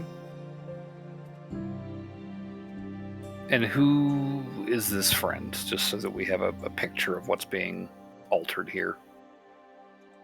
Noel's going to be a dragonborn, a male dragonborn. I'm thinking probably bronze, just because not particularly common, and he'll be a little younger than Burberry. Okay. And so, over the course of Burberry's time looking into Koron, he's repeatedly encountering this bronze dragonborn. Bronze dragonborn. I think it's going to be named Damien. Okay. He will be. He's there to be somewhat of a not not like an angel on the shoulder type of thing, but almost kind of another person to bear the responsibility of all of this alongside him. Someone who is enthusiastic and into the same things that Burberry is, about the obscure gods and studying them, and there with Burberry in those moments where he's curious or having a hard time or alone on this search of his. Okay. And what are you trying to get across with this alteration? Like, what's the through line, I guess, that Noel's trying to construct here? I don't know if there's a through line. I mean, the goal is just to edit the memories. Right, just change them so they're different. Okay. This would be different. This would still keep a core part of Burberry, in that this experience still occurred with Koron. It wouldn't break anything, I don't think. Everything is still there. Okay. But it's not how it actually happened. Okay.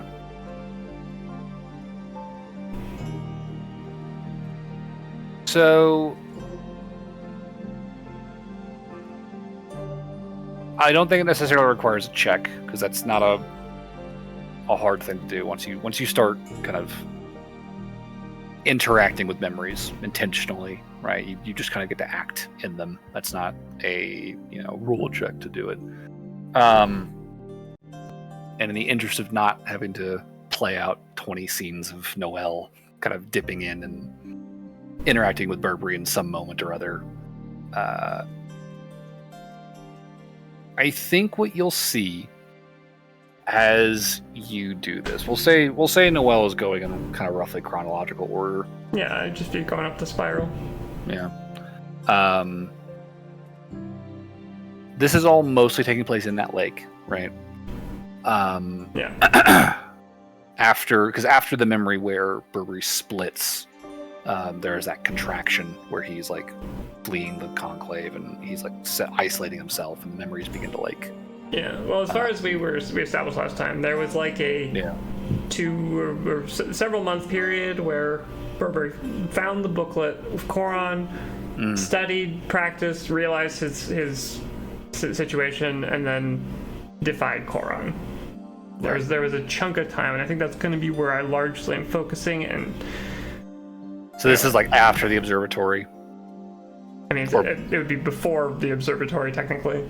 Starting before the observatory. I was thinking it would probably start. I mean, just to have kind of a natural introduction to this character in Burberry's life, it would probably have to be like in that moment in the library where after Burberry got the book taken away. Interesting. Okay. So this would be like Burberry running into Damien, who has just nabbed the book off of the librarian's desk or something. So yeah, I will say this then. You would enter into that memory. You'd kind of be lingering and letting it play out to the point where you want to kind of step in as this Damien character. Yeah. And you would be watching a version of yourself disguised as this elder priestess. Yeah. Like, kind of stepping into the memory space and interacting with Burberry, saying exactly what you said to him last time, the exact same way. This is weird. Like, the alteration's there. Yeah. And you watch as that figure kind of steps out of frame and kind of fades into the dark, right? Yeah. And you can see, Burberry kind of lingers in the shelf thinking before he begins to head out, kind of leaving the library. And you can see kind of out of the corner of his peripheral kind of awareness, the librarian's desk kind of at the edge of the dark space where the memory starts. Yeah. So you take your position, you run up to him, kind of willingly trying to take this pamphlet back in hand. Yeah. And have this interaction with him. You start things up. Yeah. I will say after this first alteration, you reemerge from the memory back onto the Crystal Lake. And I think with your passive perception, you would be able to note that the memories connected to this moment, the ones that you kind of watch ripples kind of emanate over and begin kind of sloshing, almost liquid-like again, they had been, even after Burberry manipulated them and bent them out towards the light, they had still been malleable to a sense. They still seemed to be kind of in conflict with what he really remembered and what made sense to remember. And after the introduction of Damien returning this pamphlet to Burberry, you would definitely note those memories actually seem a little bit more stable, a little bit more solid now.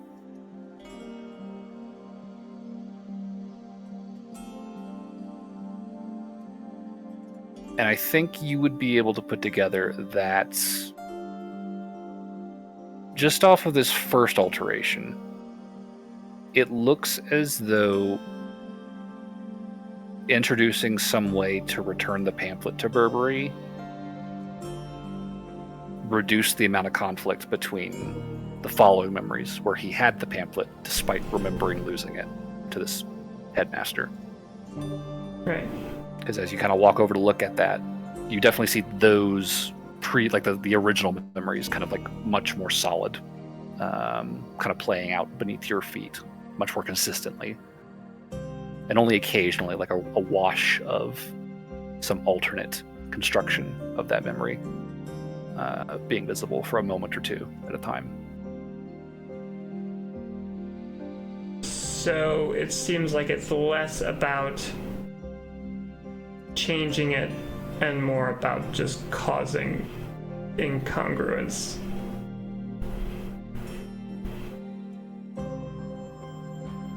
That's not an unreasonable takeaway. Well, that's still a task that can be done. Yeah. It's not very narratively interesting, but I can go fuck things up for a while.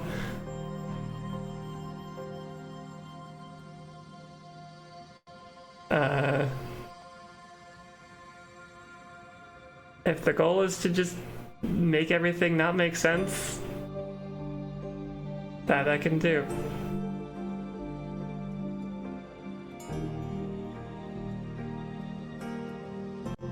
I mean, how do you want to do that?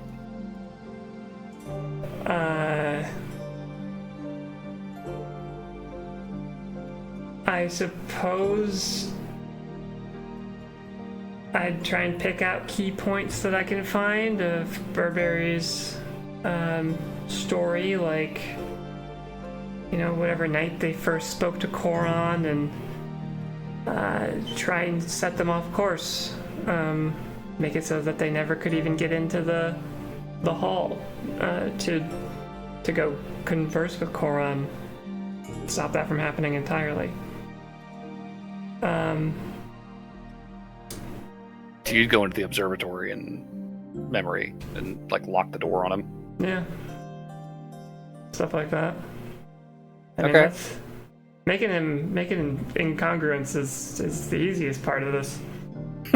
That's fair. Okay. I think this one might involve some checks just to see how this plays out. Sure. So Noelle enters into the observatory memory again. And again, you're able to watch as Burberry is kind of climbing the steps up this hill. And in the distance, up ahead, you can kind of see the dome, the crystal dome of that observatory on that hillside up ahead. And Burberry is before you, heading in that direction. So, what is Noelle's play there? Well, wait till it gets reasonably close, such that it exists within the memory, and then I will dimension door my way inside. Okay. And you do that. I think teleporting into this space, it's weird. Because Burberry has not become immediately aware of it, but he knows what to expect in this room. So you can definitely tell, you recognize the dais, you recognize the giant brass contraption, although the shape is kind of wavering, almost like a flame, as though he can't quite remember every intricate detail of it. There are portions of it that are just not holding into one singular shape. There's these sort of vague phantasmal impressions of plants and pots nearby. There's bookshelves. The clearest thing in this room is the sky overhead, the starry sky through the crystal dome. But much of this room is sort of wispy and insubstantial. But you're able to stand here, and you're in this space, and you can see everything around you. You can see the door, and as Burberry approaches this place, you can kind of feel almost this anticipation of passing through the door growing as this, entryway and the things immediately adjacent to the door kind of begin to solidify slowly and slowly and slowly. It's a weird experience, but you are here. You are still in the memory. You're no longer off in the dark, so to speak. So what are we doing now that you have the room at your disposal?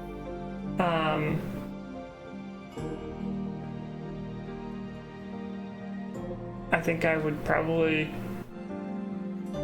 become a janitor. Okay. My Interesting. Clothes, my appearance, I'll be an old janitor guy. Old janitor guy, sure. But in a priestly janitor outfit. Sure. That's a method.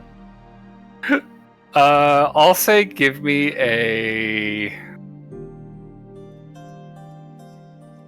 I guess just give me just a deception check to see how well this disguise looks. Comes off just off the cuff.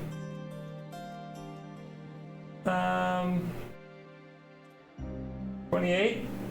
28. Okay. I mean, as best as you could fucking figure, this is what everybody at the East Diocese was wearing. All of the like adjutant like service staff, support staff. Like this feels as close to authentic as you could possibly get it. Like you're really fucking confident in this costume. And this visual appearance, this disguise you've taken on. Sure. And yeah, before long, you see the door open, and a young Burberry steps inside. Doesn't notice you at first, and like is very carefully like closing the door behind him so as not to make a sound. And he jumps. He looks over his shoulder and says, "Oh, hello!" And you can see him holding like a bucket and a mop. I didn't realize that someone was already cleaning up here. I think you might have gotten the schedule mixed up, little one. I suppose I must have. Maybe Thank you just, for... pass me those and I'll do my job. You can go back to bed. I'll take an intimidation check.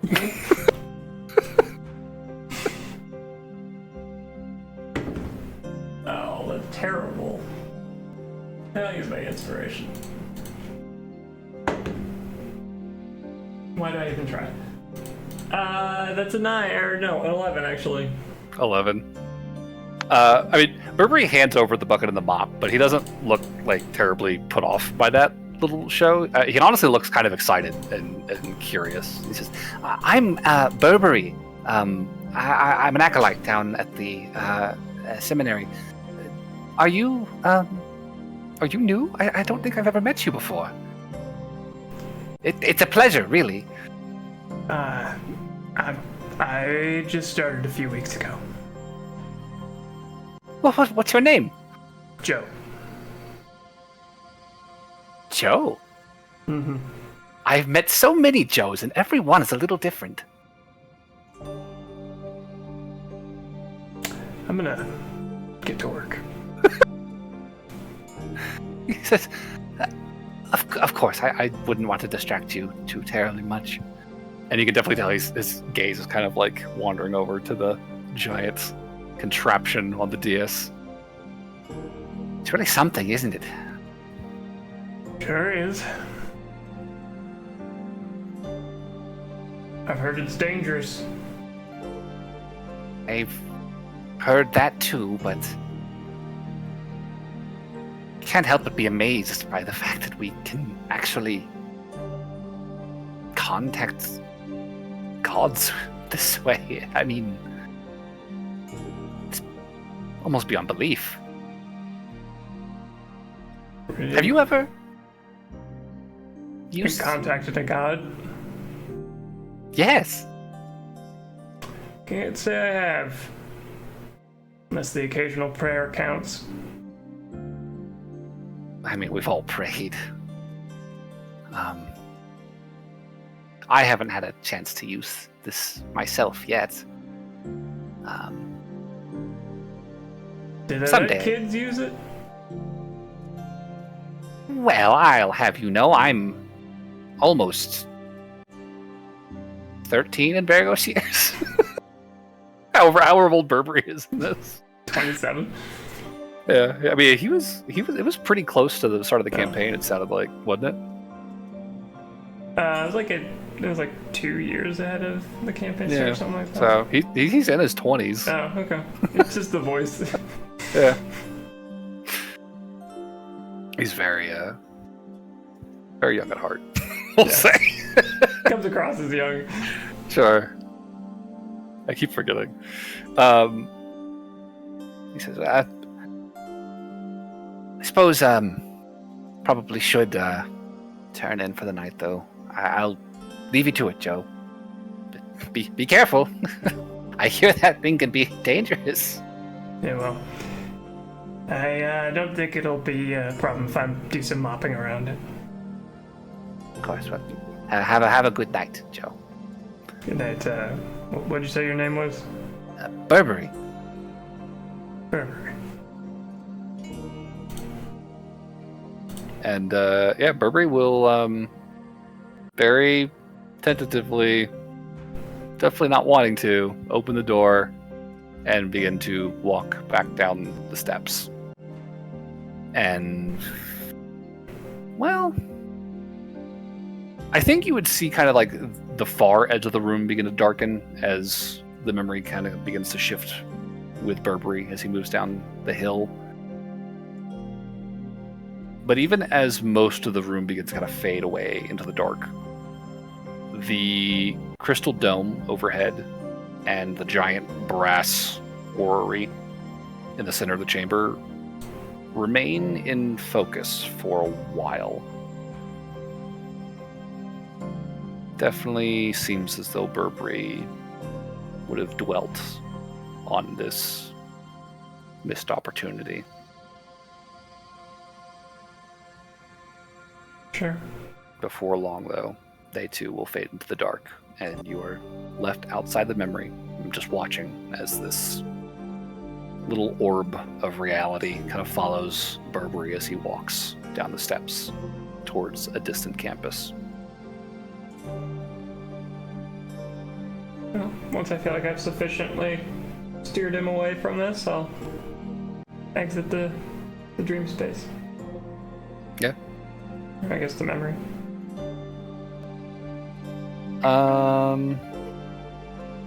As you emerge,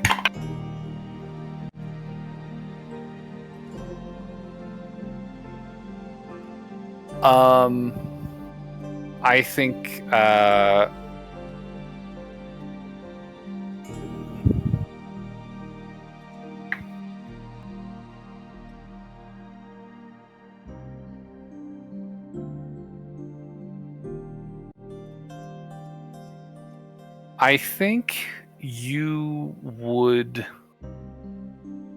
see a Laurent kind of standing over you, kind of waiting for you to kind of come out of the memory. She'll like offer you a hand to kind of help pull you out, and she will say, "So good news, bad news. Uh-oh. Whatever you did in there really messed stuff up here. But I think that's not sitting super well with Burberry overall, because we've got some company." And she will point overhead, and you are able to see what looks like 4 small, almost like dust devils. This like very dark, very out of place coloration, kind of whizzing down from overhead towards the lake. They're maybe like 150 feet out at this distance. And as you're doing that, I think Foel and Burberry are probably hurrying over. Like, Noel, everyone, I think we might need to take cover or get ready for a fight. Okay, let's try and hide. All right, I'll say go ahead. Can Burberry hide? I guess they can go into their own memories. I mean, he followed you last time. We'll pick something innocuous nearby. Sure. I mean, forward in time, backwards in time. What are we thinking? Forward, I guess. I could use this opportunity to see what some of the ripple effects were. Sure. Yeah, I think kind of rushing forward, you can kind of see there's definitely a lot of rippling emanating out from this point, in kind of every direction along the lake. And directly ahead of that observatory moment, there is, you can kind of see the memory of him leaving the observatory after the Koran conversation.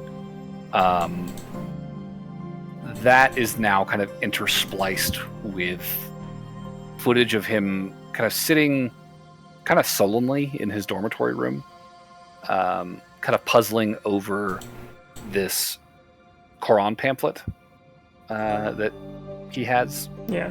And it's definitely like rippling like very, very violently. Like you are oscillating intensely between these two images. They don't stay for longer than like a second or two each. A little bit further ahead, you can see the next morning. Less jarring alterations. Burberry, is kind of waking up, getting ready in the morning, kind of going through a morning routine, heading them to the breakfast hall, and eating before lectures for the day. Sure. Doesn't look like that was altered too heavily. I mean, you can keep going if you want. we'll pick breakfast. All right, breakfast. Breakfast seems stable, so I'll say give me a stealth check as you guys are diving into this memory to try and hide from these things swirling down after you. 24 for Noel. 24. And Foel Okay. has actually I have advantage. Still 24. Foel has advantage and a +9. All right. That's a 19 or a 25. Burberry. Excuse me. Oof. That is a 14 on Burberry, unless he's got... Oh, he does have the cloak. So the cloak of Elvenkind is up, so that's advantage. Ooh. Yeah, Burberry didn't roll well. And then for Lauren. What is a Lauren stealth? +2. +2. Does Foe Lauren have infinite pass without trace too? That's why I was asking about the staff. Oh, I see. Yeah, I mean, Burberry would know you have it now, and you've used it a couple of times. So I think you would see a Lauren just kind of almost like conjure this like wispy spectral staff out of nowhere. Sure. And you would feel the very familiar kind of like enchantment kind of wash over you as she gets that spell up and ready. All right. So +10 on everything. 34 for original Noel. Sounds like 29 for Foel. Goofy fucking numbers. Yeah. Yeah, you guys dive into this breakfast memory. Mm-hmm. You are very much in like a Hogwarts-style Great Hall situation, like long tables with like high windows at the back of this chamber, conclave banners kind of like hanging from either of the side walls, lots and lots of priests and acolytes seated at these tables, and breakfast is being kind of like walked out and served by various wait staff that work here. It's a very busy, very kind of frenetic scene, and you guys can definitely feel yourselves almost kind of getting lost in the hustle here, which is good, because as you do kind of take cover in this memory, you hear this, what sounds almost like the sound of like kind of breaking ice behind you. And you can see those 4 dark, whirling figures have followed you into the memory and stopped at its edge and are now beginning to kind of like float in various directions, intently kind of looking and searching for the intruders.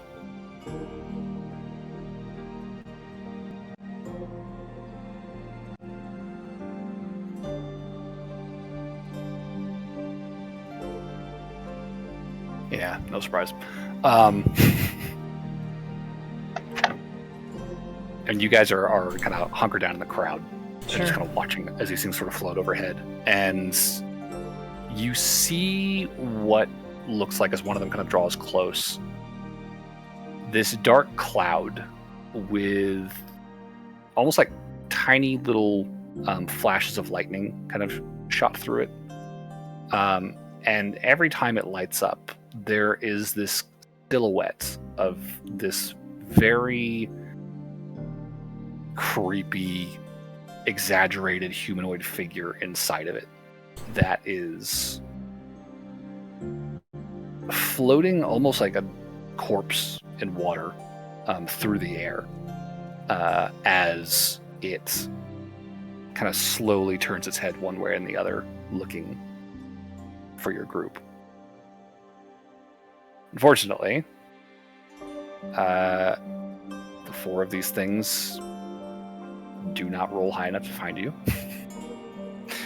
And after searching for maybe 5 minutes, they sort of pull back into the air, kind of hanging over this scene. And you watch as this breakfast unfolds around you. You watch as Burberry finishes his meal and eventually gets up and begins to walk out of the chamber, following kind of a crowd of other acolytes. And as the edge of the darkness kind of approaches these specters, you watch them turn to follow Burberry. And they too drift out of the scene. And eventually the scene fades away into dark. And the 4 of you are left alone in this expanse with no sign of those hunting creatures whatsoever. They're monitoring him, huh? I think whatever you did just stirred things up a little bit. Those look like nightmares of a sort.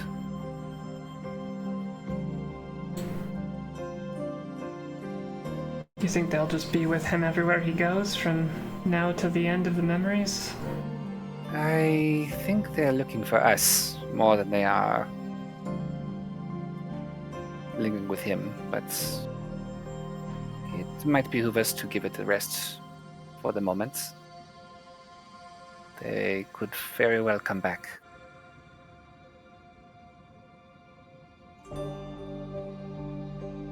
If I may, Burberry will chime in. You may. I have the worst headache right now. I know, I'm sorry. I imagine this was an intended part of the plan. I won't ask any more, but I would not say no to a lie down either. We could. I am a little worried that if we just go lie down on the lake, we are as vulnerable as can be, basically. You'll find a memory of me sleeping. I guess that's true. Although I don't know if I'd remember anything other than what I was dreaming about at that moment, but... Maybe you could remember a day where you spent 8 hours just studying?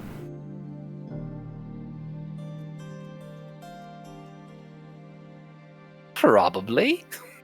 I'm sure I was a decent enough student to get us enough time to get a long rest in. In a library, perhaps? For an evening? Must have, at some point. Let's go look around for that. Finals, yeah. We might have to backtrack to last semester, but okay. Yeah, finals week. Sure. So, okay, we'll so go I guess back to finals week. yeah, emerging from the memory, back into the crystal lake and the memory space around it. Ooh.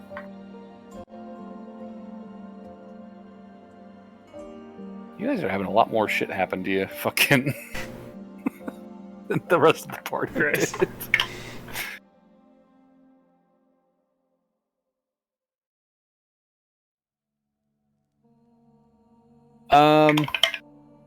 Yeah. So, Noel, as you guys emerge back onto the Crystal Lake, you and Lawrence and Foel, and honestly, I mean, Burberry probably has enough passive here. You would all notice as you push up into the air that there's still more movement overhead. there are yet more floating figures descending from the cloud bank overhead. There's about 6 of them now, kind of fanned out. 6 more? Wide. Yeah, 6 more. Oh. Different in their shape, though. These are not like these dark swirling clouds. These are more silvery, vaguely humanoid in their shape. They're far away still. And with Pass Without a Trace up, they have not immediately seen you. Doesn't seem like. They are not accelerating in any way. But it does seem as though there are more thought forms of some sort descending towards this disturbance in Burberry's memories. I think I was just gonna try to sneak back to finals week. Yep, okay. Well, Laurent, please. Please don't blow this for us. She's like, I will keep up the spell. Calm down, it's fine. So, more stealth checks, please.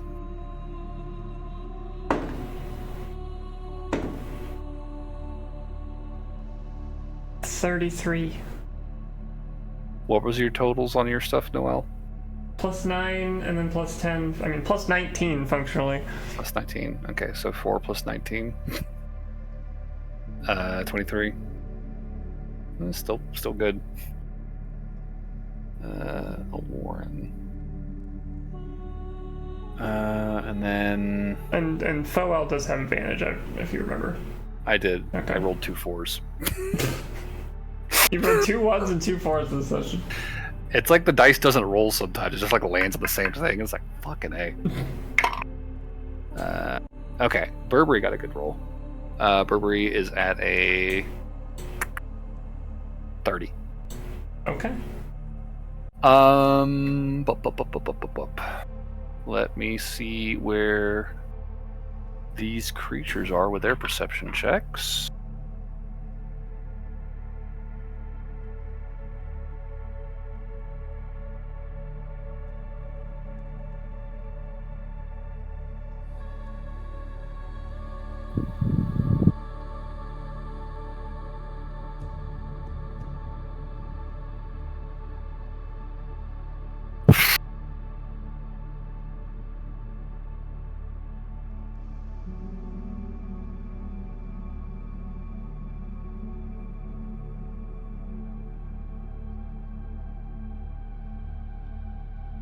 Unfortunately, as your small group begins to move across the surface of the lake, Noelle, you will definitely note over your shoulder at least 3 of these things seem to catch sight of something and begin to float in your direction.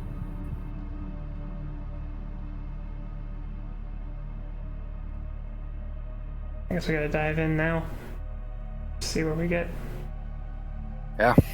I mean, with like 30 feet of movement, I mean, you probably got to just before the observatory memory. So, diving into a memory of Burberry Sitting in his room preparing. thinking about going to the Yeah. observatory. Yeah, working himself up to going into the observatory. Yeah. Yeah, you guys dive in. The dormitory rooms are not super expansive. They're not big. They're not cushy. They're dorm rooms. They are comfortably furnished, but not like super decorated. There's not a lot of clutter necessarily. I mean, you could try hiding in here. I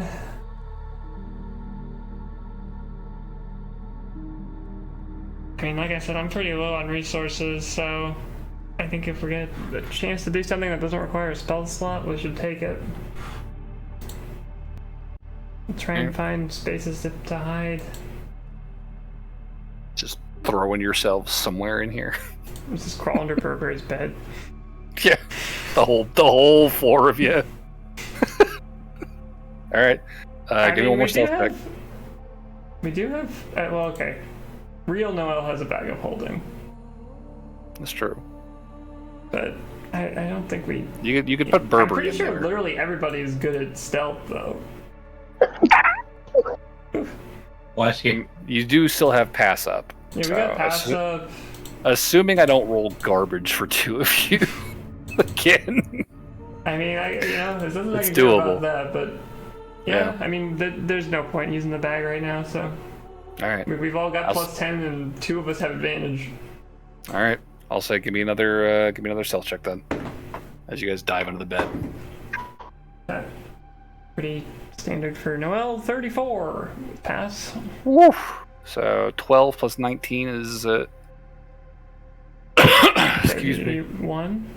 31 for Foel.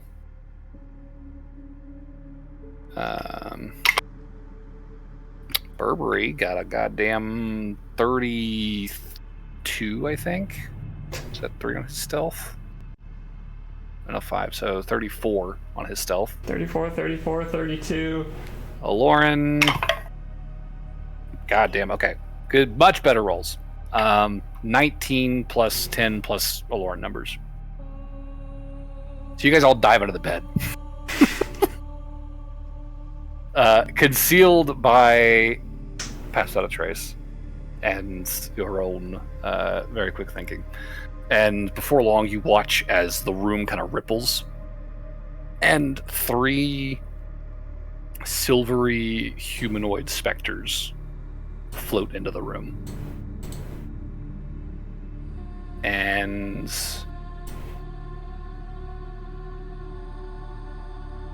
you watch as they begin to fan out and look around.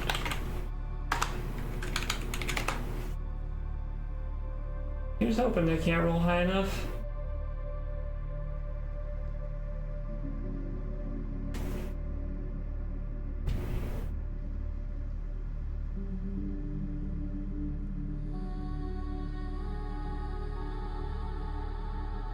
I don't think any of you rolled below 30 though, right? 32 was the lowest.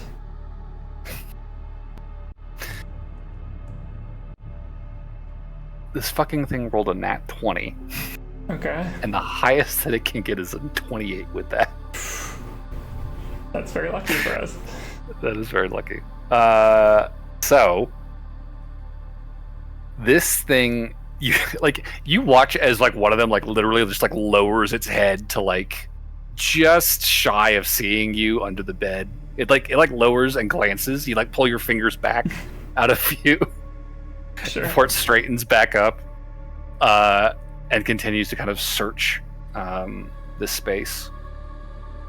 And after about 10 minutes of searching, you're going to watch as these things too are going to sort of fan out in various directions and just kind of push through the edge of the memory. You'll watch the image of this room ripple again as each of them leaves the space and begins searching adjacent memories in the darkness.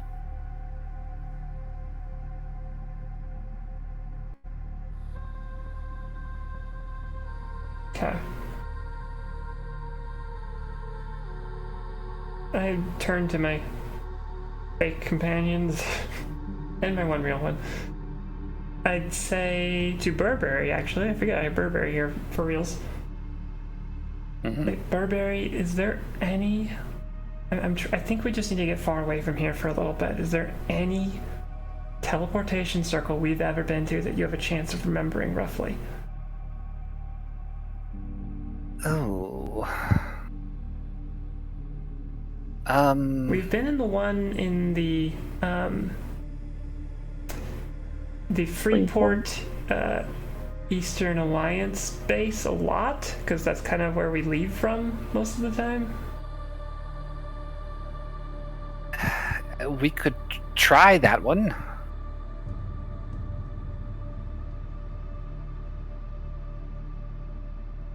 I will say, to the best of my knowledge, I don't think Burberry has been keeping meticulous notes about the teleportation circles. No. So this would just kind of be And that was the fake one that you guys made at the Yeah, that was not gonna work probably. at the beach. So yeah, you could try. I mean, I can ritual cast. That's why I'm asking. Doesn't use a spell slot because it's far away from here. Maybe. I will say. Let's not go to the one that was rigged to explode. Yeah, I mean, if you want to pick a time and a circle to try and teleport to, I would say we can run it as if it were like a teleport spell with a possible mishap situation, but we'll based off of Burberry's familiarity with the circle and see if that works. Sure, just knowing that it's far in the future, but also very definitely a place where me and Burberry were there simultaneously, it would be, we'll say when we were going to leave for Illigal. Okay. So we're leaving or coming back? I guess coming back makes more sense. Just because we'll be in Freeport then for foreseeable future. Gotcha. Okay. So I will take. I mean, assuming I can do this at the edge of a memory, I'm gonna draw with chalk on the ground. I mean, there's something you're standing on, and when you press chalk into it, it begins to flake. So sure. Sweet. I will say, I think there's probably a reaction from the Burberry in the memory every now so often as you're casting the spell, as you're like drawing this thing, this. You see him like looking up from the pamphlet, like looking around his room periodically. What are they doing? Very confused. Like, what is that sound? And yeah, eventually you will have a teleportation circle almost drawn. Just one last stroke to activate it. Okay. Would you like to roll the D100? Yeah, what am I shooting?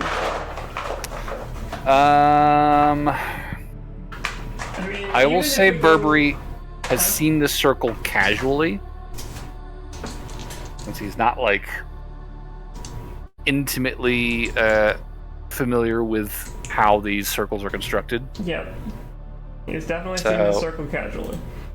You definitely want at least a 54. Okay. Well, this is gonna get us away from here. I hope we go to the right place. Something's happening. 60. Exactly 60. Okay. And yeah, you all teleport. You feel yourselves pulled inward, compressed into a point, and yanked at unfathomable speeds through whatever this space is. You feel the light of Burberry Soul rushing past you on all sides before all of a sudden you slam down, feet on hard stone, in a teleportation circle right behind a group of very familiar looking individuals. You see yourself, Noelle, you see Burberry, you see John and Barnaby. There are 3 Noelles, 3 Laurens, 2 Burberrys. Stepping out of the circle and being greeted by a guard before they are being led upstairs towards what you know will be Fort Franco. And as they leave, this chamber begins to darken and recede. I was gonna say, we can kind of like skirt the edge of the memory, right? And just sort of hover around as it plays. Yeah, just kind of follow them. Yeah, we'll do that, and yeah, eventually you would follow them up into Fort Franco. You can kind of see the base sprawl out in every direction around you, the blue sky of Freeport overhead. You watch as your party walks through the gate and begins their trek along the beach towards the Presidium, as you guys tend to do after excursions. I'm trying to remember what we did after Ellicott. I'm assuming you guys went back to the Presidium. Probably. for the sake of convenience. And yeah, you would be able to follow the party into the fortress and just kind of watch. Honestly, as we might be able to just sleep here. everyone just starts kind of meandering around. Burberry definitely spends some time hanging out with Susanna. I'm pretty confident he did that. What was after the call? It was The Feywild. Yeah, so we definitely spent some time floating around Freeport then. Yeah. So. Yeah, we might be able to sleep here, guys. And yeah, I imagine honestly, Burberry's probably hanging out with Susanna for multiple hours. So Just if you guys are pick some comfortable, rooms at the corner of the Presidium. they're like, you could just kind of like make out like the edges of everything in this room. It's like that Photoshop filter where it's like all like, you know, neon lines on a dark space, sure. Right? Like it's just like the most ephemeral form of the Presidium. Yeah, it like Burberry knows it's there. He remembers these rooms, but he is definitely not thinking about them with any more intent than, you know, just like they're there. But it's enough of a space to continue kind of persisting in and setting up a little room to get your rest. I'd say, thank the gods you have a pretty good memory, Burberry. That felt a little shaky. Yes, that was a little a little scary, I will confess. I should probably take a note about our teleportation circles in the future, just to be on the safe side if I this feel like ever this is such happens a corner again. case. I know, but it pays to be prepared. I mean, here, if you want to spend some time, I have my booklet of teleportation circles. I'll just hand it to him. Take a look. Yeah. Starts paging through it. Okay, we'll try and get a long rest while the group probably just spends the next day at the Presidium. Sure, yeah. I mean, you guys tuck in, start a long rest. Do you want to keep watches? Did Fullwell and Alorant actually sleep? Because they seem pretty perceptive and they're not real. They're mental constructions Sort of people he knows. In theory, they would need to sleep. You need to Burberry, sleep. could you imagine that they don't need to sleep? Well, it would be a break from reality, but I could certainly try. I don't know. It just doesn't seem realistic. I literally can't even give you bardic inspiration because I'm out. That is how badly Noelle needs to sleep. I know. Burberry rolled a 10 on that to try and will this rule into existence. So I'll tell Aloran, Foel and Alorant, if you guys would be willing, I know it's going to be boring and exhausting, but we really need someone to keep watch while we're here. Laurent will just kind of, I guess we could do that. Just for you guys, though. Thank you. And Fuel will just nod and say, we can certainly keep watch. Get some rest.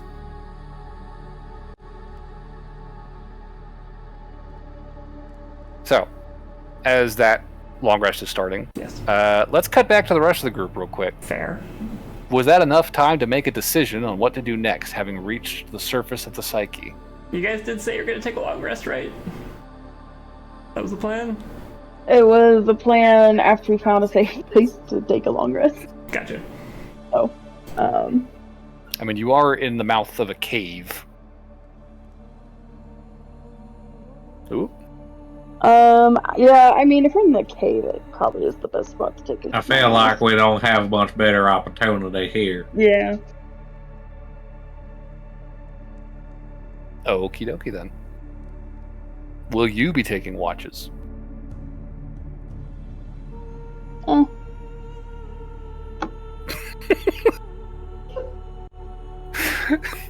Lord's like, I don't care. It was like the middle of a cave, and there was not that much happening on the surface besides. And we're pretty well concealed in a cave. All right. I think we'll be Barnaby, fine. would you take a watch for me? Well, it seems like the sensible thing to do. I'll tag you in when my watch is over. Sounds like a plan. Go drag a Alrighty. few of those burberries back with you. Just be like, here, you guys, just keep watch at the entrance. That's not a terrible idea. That's probably fine. All right. Yeah. So I guess we'll have NPCs roll some checks. Thank you. I'm trying. Oh shit. Okay. Okay. Well, on the surface, Barnaby, you'll be woken up after a couple of hours.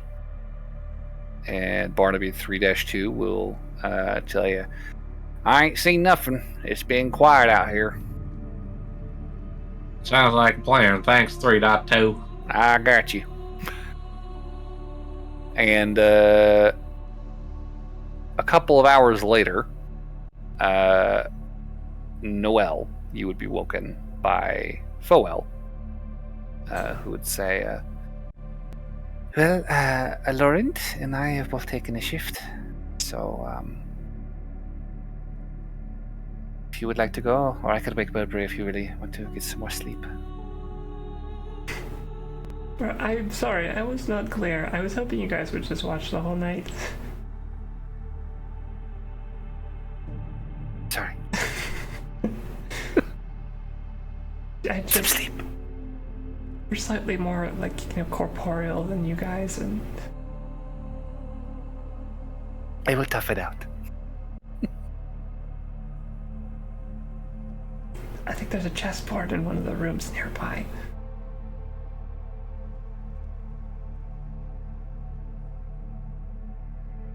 Foel will stand up and just kind of walk through the walls until she reaches. I mean, Susanna's room. we don't have enough people to take shifts. I figured, they could handle a point of exhaustion. They're not part of the fight technically. Technically, that's fair. That's fair. All right. They will keep watch then. And Barnaby, if you could roll a perception check for me. Yes. Is gonna be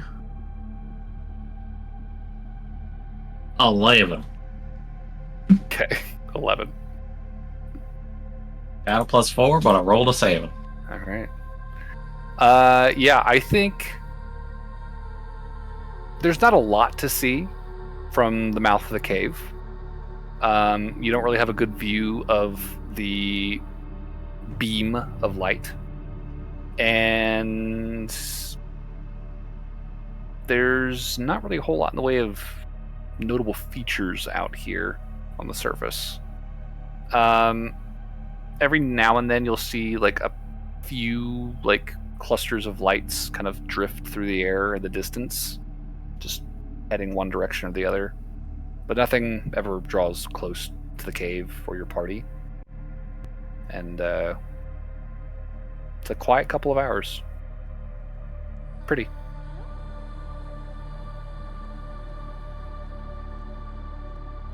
Who's taking the next watch up there?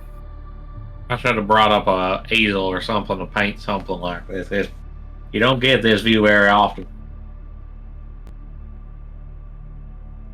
Can Barnaby just keep watching? I'll take a watch. All right. Give me a perception check. Okay, perception. So it's 24. 24. Okay. Solid checks. As you're watching, you two will note the clusters of lights that occasionally kind of flit across the horizon. And you can definitely tell these are similar groups of creatures to the ones that you confronted when you first arrived here. There's something about the sheen of light they kind of cast as they move through the air. There's iridescence that strikes you as very familiar. But given that you guys are nestled in a little cave like this, pretty well tucked away from view, you can just kind of watch their coming and going to and fro across the landscape here without too much issue. And towards the end of your watch, I think you would probably note there is a faint trembling in the ground around you. And if you look out and kind of crane your neck a little bit to the left, you can kind of see over the, I guess, western horizon, you can see what looks to be the arc, the beginning of a very large burr planetoid beginning to rise on the left side of this planet that you're standing on. Looks like it's made a full circle in the past couple of hours.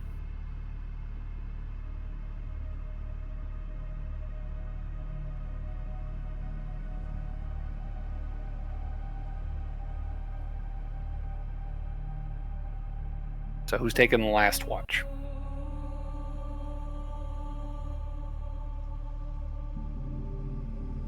Already tries to wake up Alorn. Go on.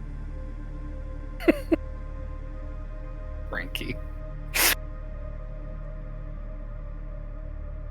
I guess Adlar then. And she's like, no, you're my Tallow. Come back.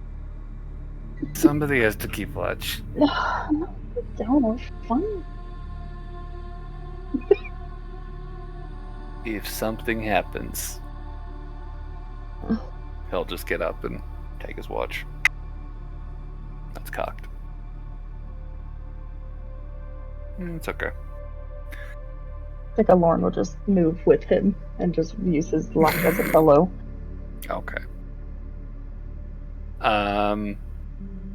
Yeah, after a couple of hours then, Adlar will wake everyone and just let you guys know. So they go, alright, I think we're as ready as we're going to get. Wakey wakey. And at the same time, Foel will wake Noel again. Sure. And say, well, it's been about 4 hours, I think. So, hoping you're feeling okay. If you need a little bit longer, though, I can keep more watch if you need.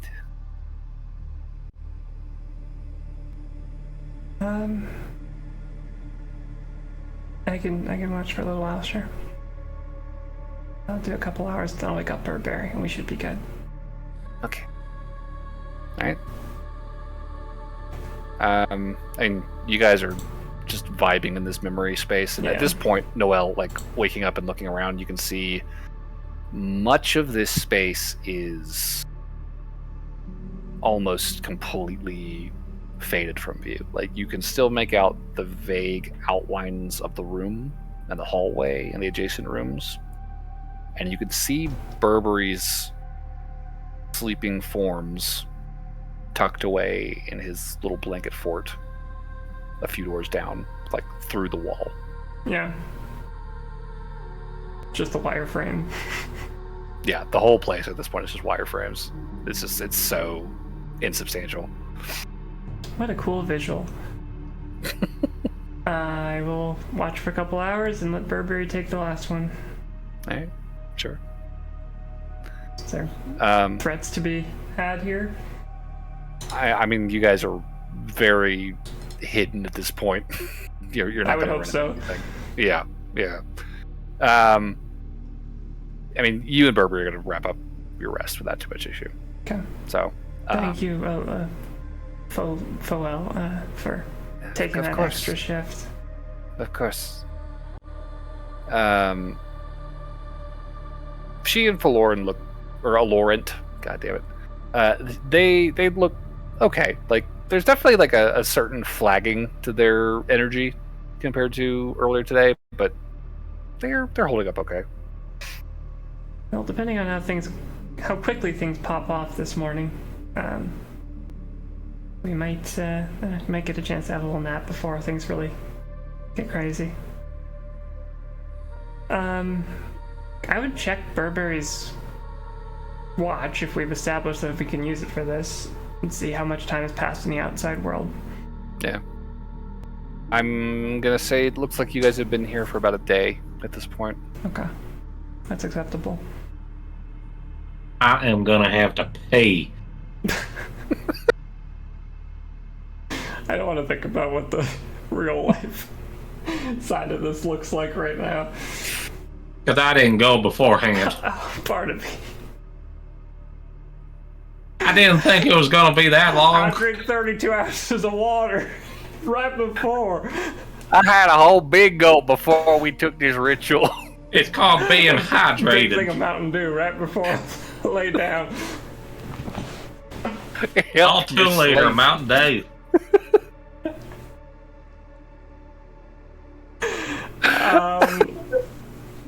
Okay. Oh my god.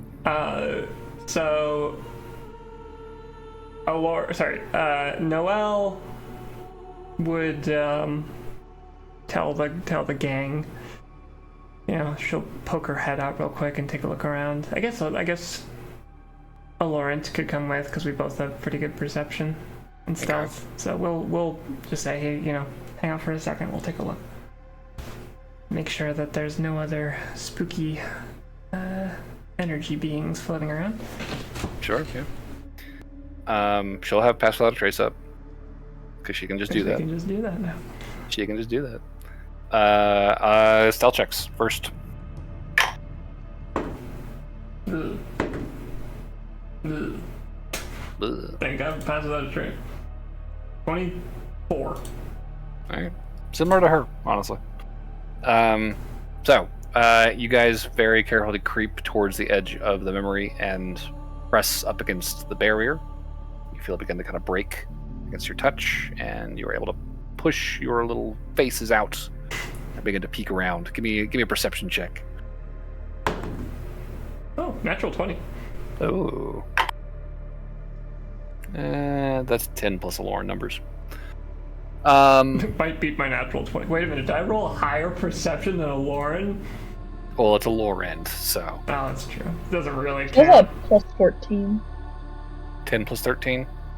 So 14. 23? 14. 14? Mm-hmm. Oh, so 24. One a Laurent. 28. Gasp.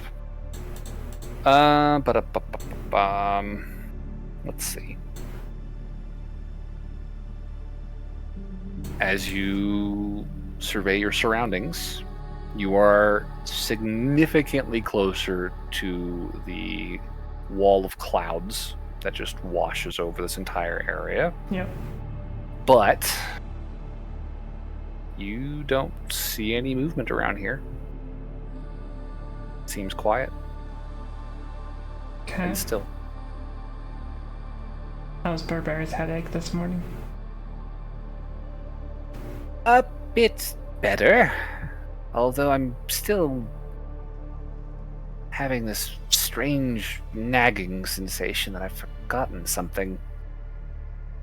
Don't tell me. I'll figure it out myself, I think. I know you will. In the meantime, we get a nice backwards adventure through the Lost Emerald's history as we head back that way. Be fun. I get to see what I actually thought about everything. Were you not privy to that? Well, it's always different seeing it from the outside. I suppose that's true. You get to see how gross and grimy I looked after every adventure we were on. You were never that gross. I knew you'd say that. Full just rolls her eyes. Okay. Well, we gotta walk, so we will start that walk. Okay. So, beginning the walk.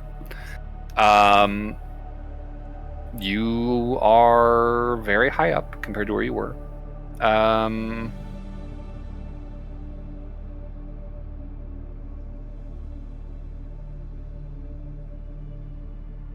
Laurent will rub the sleep out of her eyes and just point down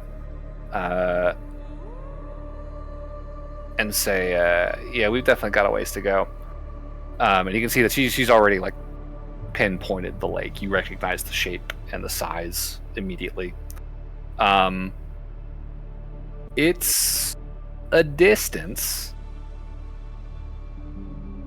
but it's not as much of a distance as you covered yesterday, so probably won't be more than a couple hours of walking. I mean, a Laurent can transform into a bird if we need to fly. It's not very subtle, but I mean, we didn't see any floating ghosties.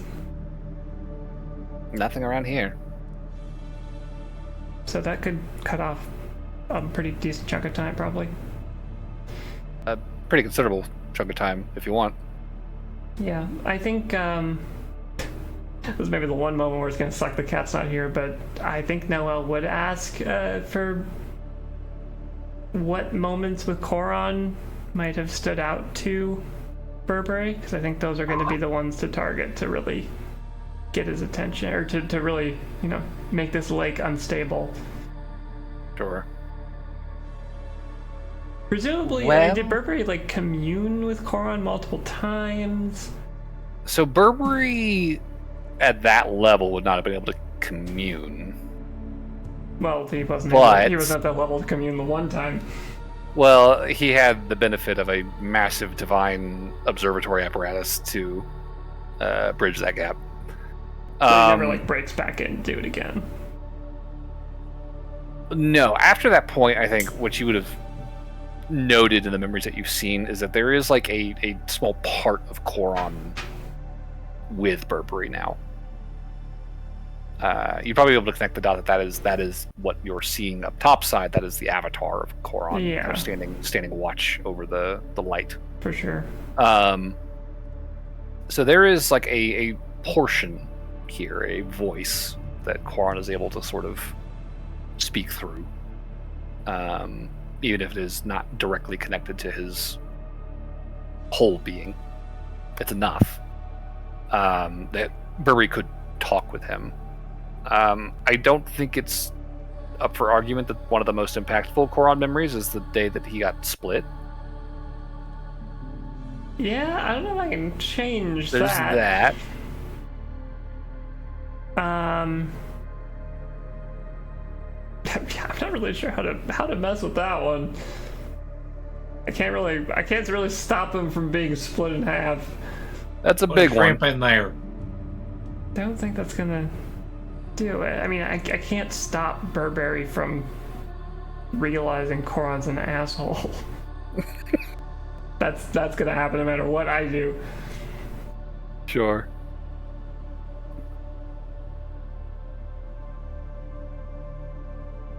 I'm just not sure because I feel like we kind of hit the biggest one already, and so it's well, what even do I mess with at this point?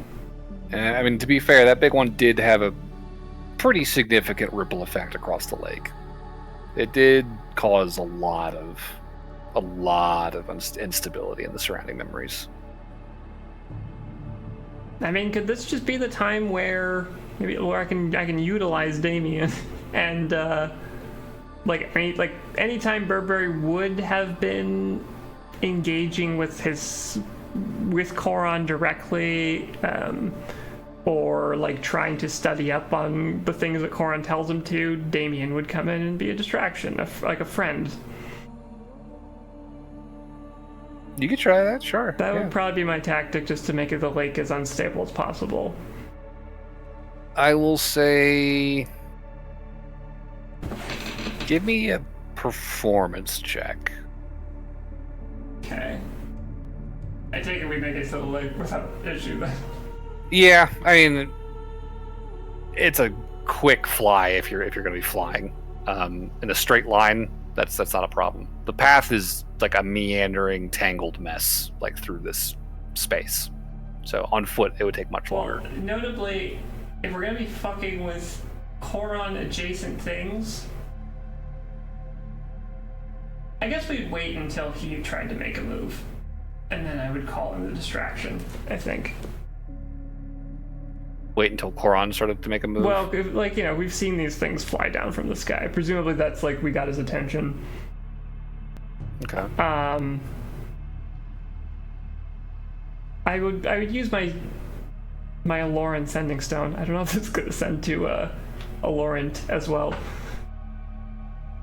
That's Sure. kind of funny, but I will take out my Lauren sending stone and I'll send to the Lost Emeralds, specifically Lauren. I'd say we've slept. Hope you have too.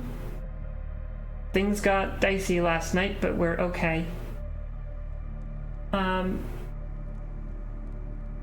Gonna start messing with memories soon.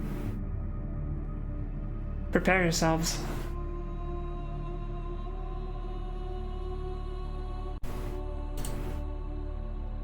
So, Noelle, you would watch as a Laurent would reach into a pocket and pull out a sending stone and just tap it and then put it back in her pocket without looking at it. Reject the call. Lauren, you would also hear Noelle's voice coming out of your sending stone. Okay, I'd say we slept through the night. About to head towards the big light in the sky. Very efficient. All right. Well, everyone's awake. The party can begin moving. Oh, sorry, you wanted me to roll a performance check. Yes. I don't have any bullshit with this one, unfortunately. Could Burberry enhance my abilities? In theory. Be a second level slots to do that. I think we can afford that. They can give you Eagle Splinter, sure. Cool. Could Foel give me inspiration? Bardic inspiration? Yeah, she could. You're like, don't push it, you fucking... You're not wrong, though. Cool. Thank you, Foel. Thank you, me. Also, All right. I can't edit Burberry's sheet. So, Okay. I'm going to make a copy of it. I mean, I could just write down that he Burberry, uses spell harm. let's copy. Alright, I'm gonna roll this while you do that. Okay. Oh, that's really good.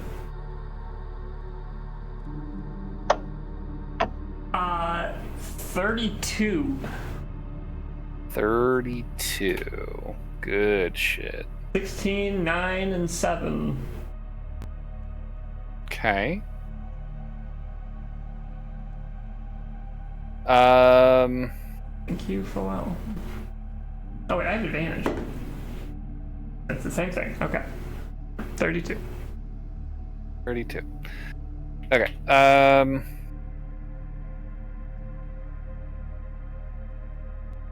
With a 32,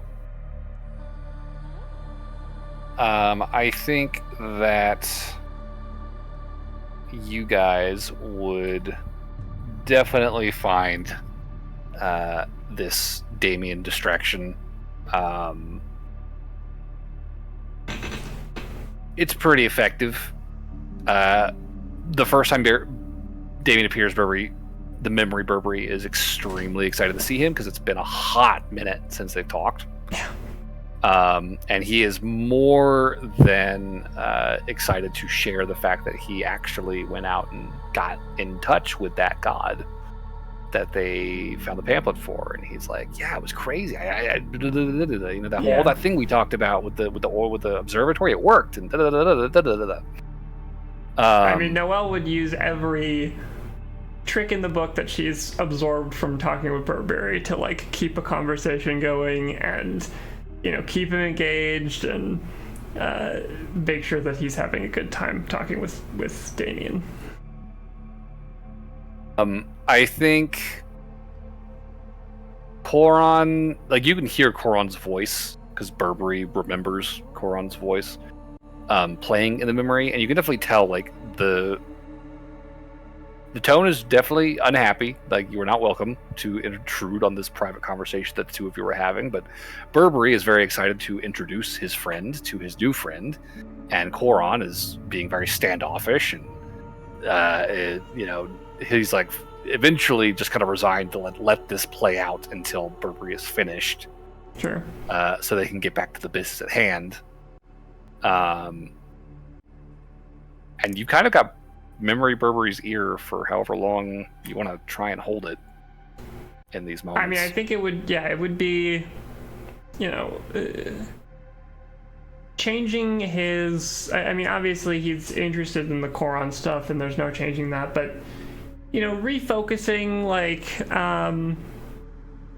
picking out topics that are adjacent to Burberry's interests that Noel knows. Things that he's talked about at length before related to godly stuff, things that they could go to the library to look up together, or just stuff that's in that realm of Burberry interest but isn't directly related to Coron, just to keep his mind away from that side of things for as long as possible, repeatedly, like over several instances throughout his memories where he's starting to get close to Coron again. Like every time he tries to drift closer, Damien appears and pulls him away for a day or whatever. I mean, are you wanting to sit here and interact with Burberry for a full day while you're doing this, or are you wanting to try and? I don't think I can afford to do that. I assume time is roughly 1-to-1. Yeah, I was gonna say, like, if you're trying to have like, well, send him on multiple a different path for the rest of the day. Try to. Yeah. Okay. Persuade him, as it were. It's a fucking 33. 32 for the 32. I'm not sure exactly what those days look like, but I can imagine. I mean, Burberry has a wide net of interests related to religious stuff. I can imagine there's enough there that Noel could pull on. So you're just kind of like weaving in and out of memories, just kind of starting these brief conversations to try and steer Burberry off course, off Coron stuff, repeatedly. Yeah. And I'll say, as you do that, you are definitely noticing that there is sort of this mounting kind of rippling undulation in this region of the lake. Yeah. Between the observatory and the final straw. This portion of the lake is getting more and more tumultuous, whereas before everything had kind of just been very notably but not massively upset by the change of the observatory. Yeah. This is almost like boiling water, like the way it's moving. Okay. Just localized but intensely disrupted.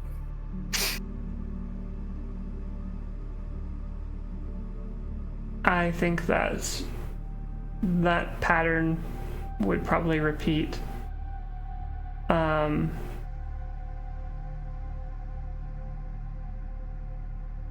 think the last card I could really play that doesn't directly affect Coron and would probably be a really big upset to Burberry's understanding of events would just be that maybe on the day Burberry splits, Damien is the first person to stumble across him in the library and convinces him to try and talk to Cardinal Tarian instead.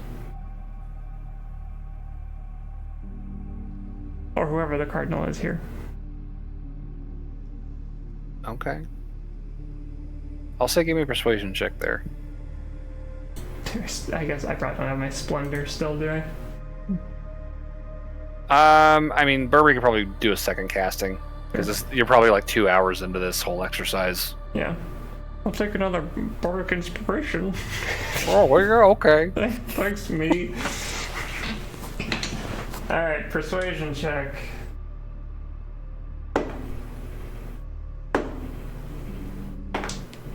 Oh, that is very cocked. Oh my god. Best roll ever? 43. I think so. 19 plus 15 plus 9. Jesus. I didn't know the numbers could go that high. That might be the highest roll I've ever seen. That is 6 away from the absolute highest anyone could ever roll. So yeah, that's fucking absurd. Damien's a very persuasive young dragonborn. Evidently. I mean, this is Noelle utilizing I know. everything she knows about Burberry. Wow. Okay. I mean, So to play that out a little bit sure. and to set the scene. So, the bolt punches through the roof of the library, strikes Burberry. He is split in two, tangled up in his robes, kind of thrown against the bookshelf.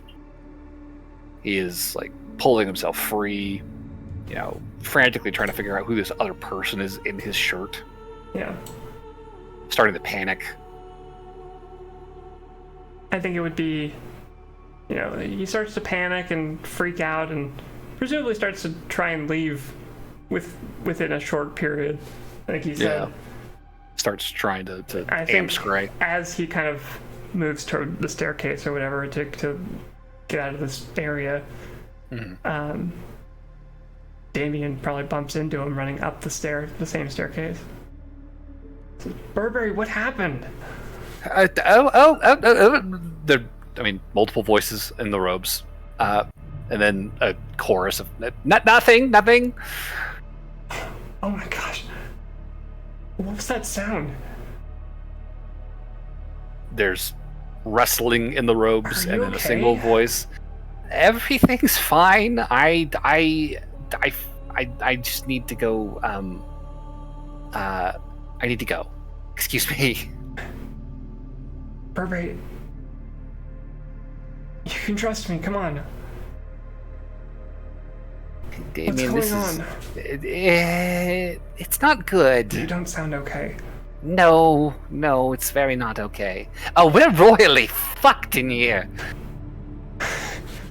Excuse me? Come on, to one of the study rooms. They follow. It's like, please promise you won't. Don't scream and please don't tell anyone. Never. The hood gets pulled down, the shirt gets pulled down, and two kobold heads poke out. Koron's not very happy with us. Oh no, we tried to break things off and he freaked out. So here we are. Koron did this? I thought he was okay to commune with. Well, it turns out, not sure how we didn't see it, but he's kind of a dick.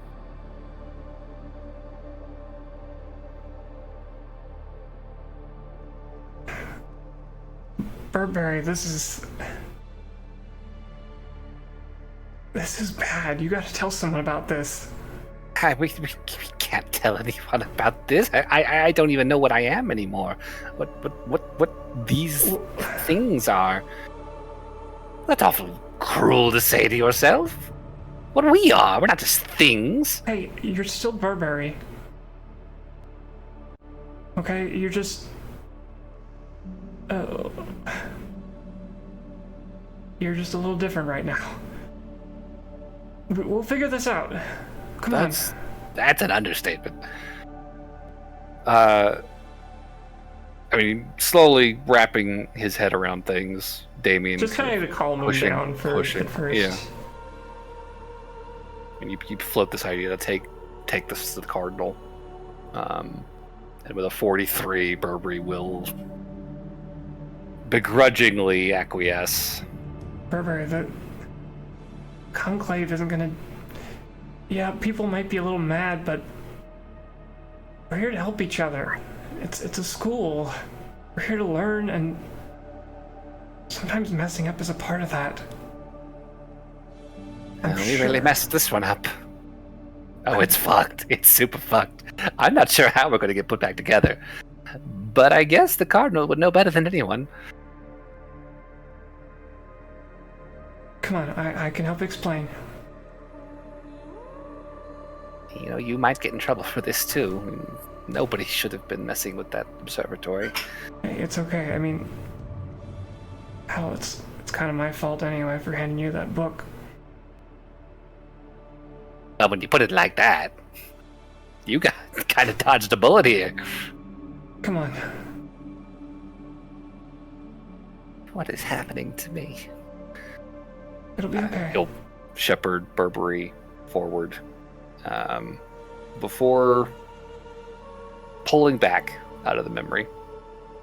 And there's definitely kind of a startle, like, Damien? Damien? I think I would at least take him to the office. Like, it's kind of like Right. Burberry But to talk to the Cardinal. And as soon as Noelle, like, pulls out of the memory, like, the absence is noted, Yeah. right? Oh. And as you kind of pull yourself free from the memory, you get back to the surface of the lake, and it is rumbling at this point. You're kind of off towards one end of the lake, close to where it begins to taper. But this area around the Memory of the Change is just constant undulation. Just, like I said, boiling water. Just in every direction now, all the way up to the edge. And you can see there's enough violence to this motion that you can see like fragments of the lake kind of being tossed into the air, kind of bouncing off of the surface, and you can see this kind of alteration has had an impact on memories further up the path from the lake, like kind of up the narrow stream, the pathway that kind of leads up to more recent memories. And you can see what looks like, almost in like kind of fast forwarding through this sort of like thawing, cracking, spreading, and refreezing motion happening as the river shakes and trembles as it begins to widen. There is a lot of activity happening around this alteration. Like a lot. Yeah. And you can tell Burberry, standing next to you, is almost like kind of doubled over, like holding his head. It's like, okay, you definitely have been doing something in there. I'll give him a healing word. I can't stand to see him in pain. I know it doesn't help, but it's the thought is very kind. I'm so sorry, but I think this was necessary to make the lake movable. I know. I think before Noelle's first thought stepping out of the lake would be, when she sees this scene, she's like, okay, this is the moment.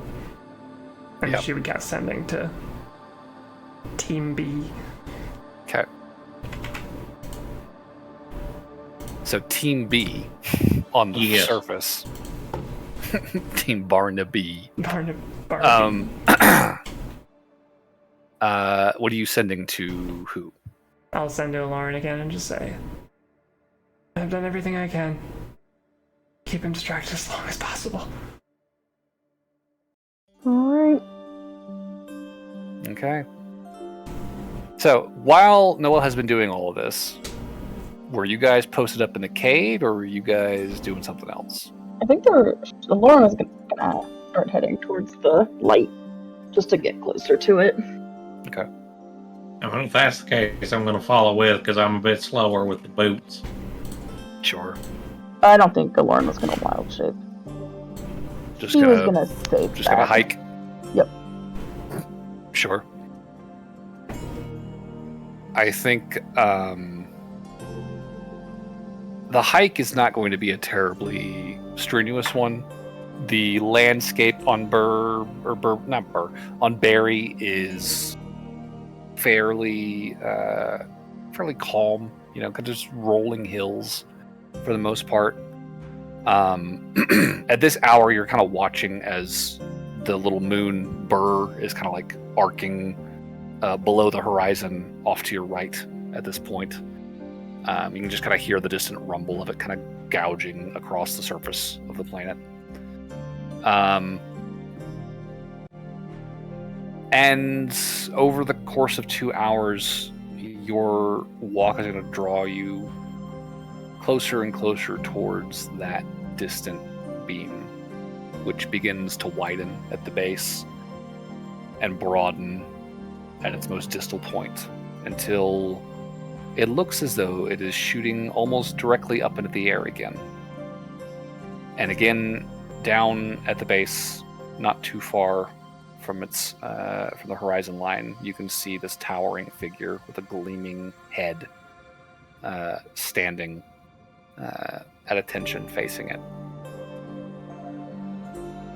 He is within view. So how close would you guys get before you got the signal? I know. I think the Lauren would wait for the signal. After getting him in view, you'd wait to... Yeah. She'd be like, alright, it's close enough. Okay. That was the plan. So, probably like half an hour later, you would hear from Noelle. Cool. I feel like Lauren's just gonna be like, alright, be close to me, but like, I'm not gonna talk to him. I'm curious. And Lauren's gonna stop us and be like, hi, Coron! Let's see how this goes, I guess. Hi there! So he's probably like a half mile away at this point, because he's like in the distance where you can see him, right? Mm-hmm. So you just kind of step up onto a hill and start waving and calling to him? Yeah. Okay. How big you were gonna watch as this distant humanoid giant fucking turns to face you, and you watch as it like flicks a limb, and you watch what looks like a very long, sharp implement shines in the light out to his side, and you watch this figure begin to rise into the air. I just wanted to chit chat. Shit, man. This is gonna be awesome. I thought I was lonely over there. Damn, dude, calm down. You're a god. Come on, let me worship you, hot stuff. You For are heaven's sake, do I have to be here for this part?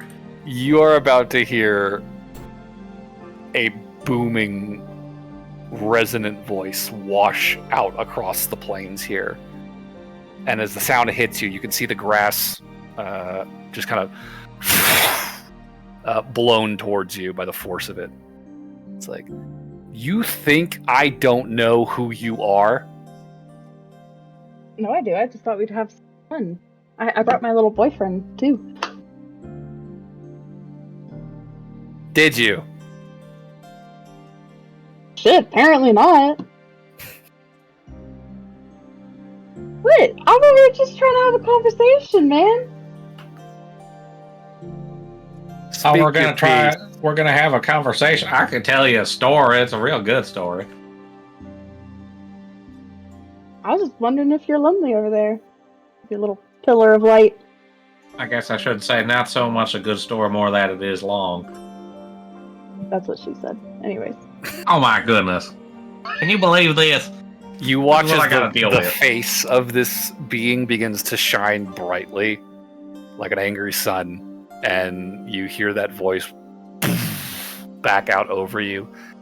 I have everything I need right here. Bet you don't got the recipe to my gumbo. Have you ever gotten laid?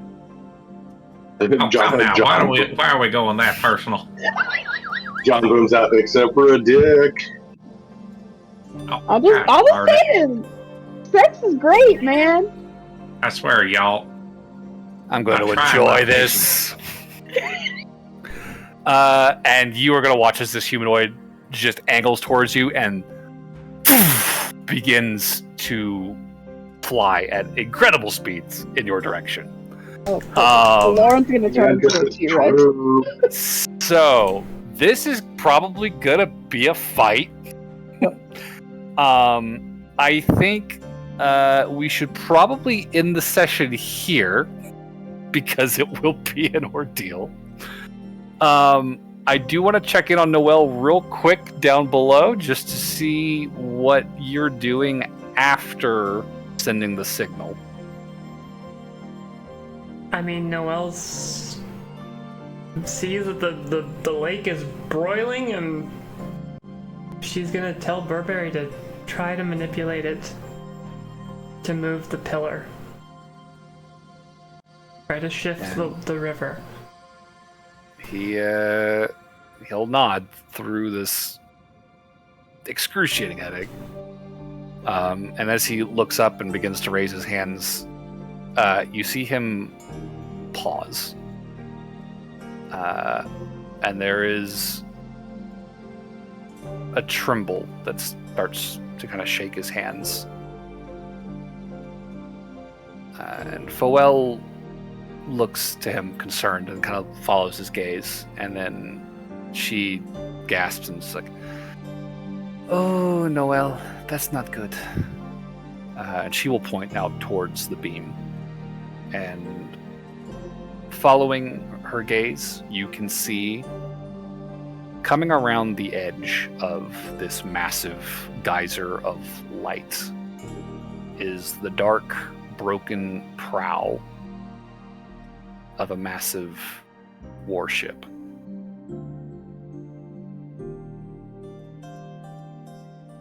Followed by the sails and the rear half of the ship floating behind it.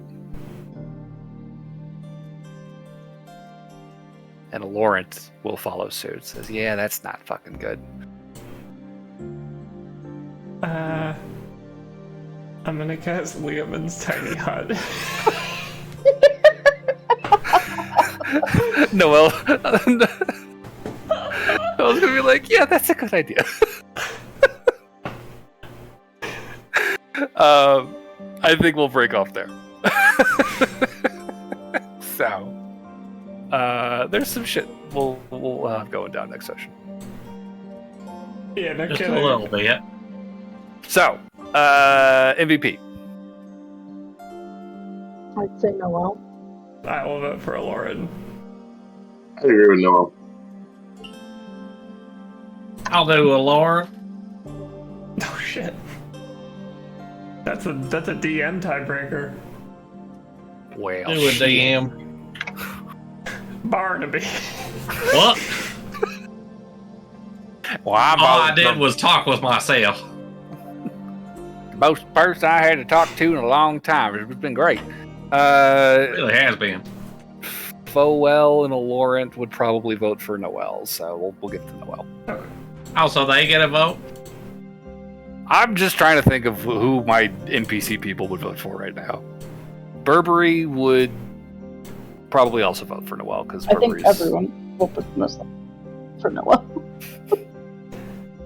Fair enough. Well, this is gonna be fun. I am very much looking forward to a boss battle where Plek can just kill us without, like, how far is he gonna go? I really want to see it. How many D20s of damage dice are you gonna roll for every attack? D20s. Yeah. Yeah, we'll see. What's the stat block of Koran's Avatar. Yeah, I have it. It's made. So we'll see. We'll see how it goes. This is gonna be funny. Should be fun.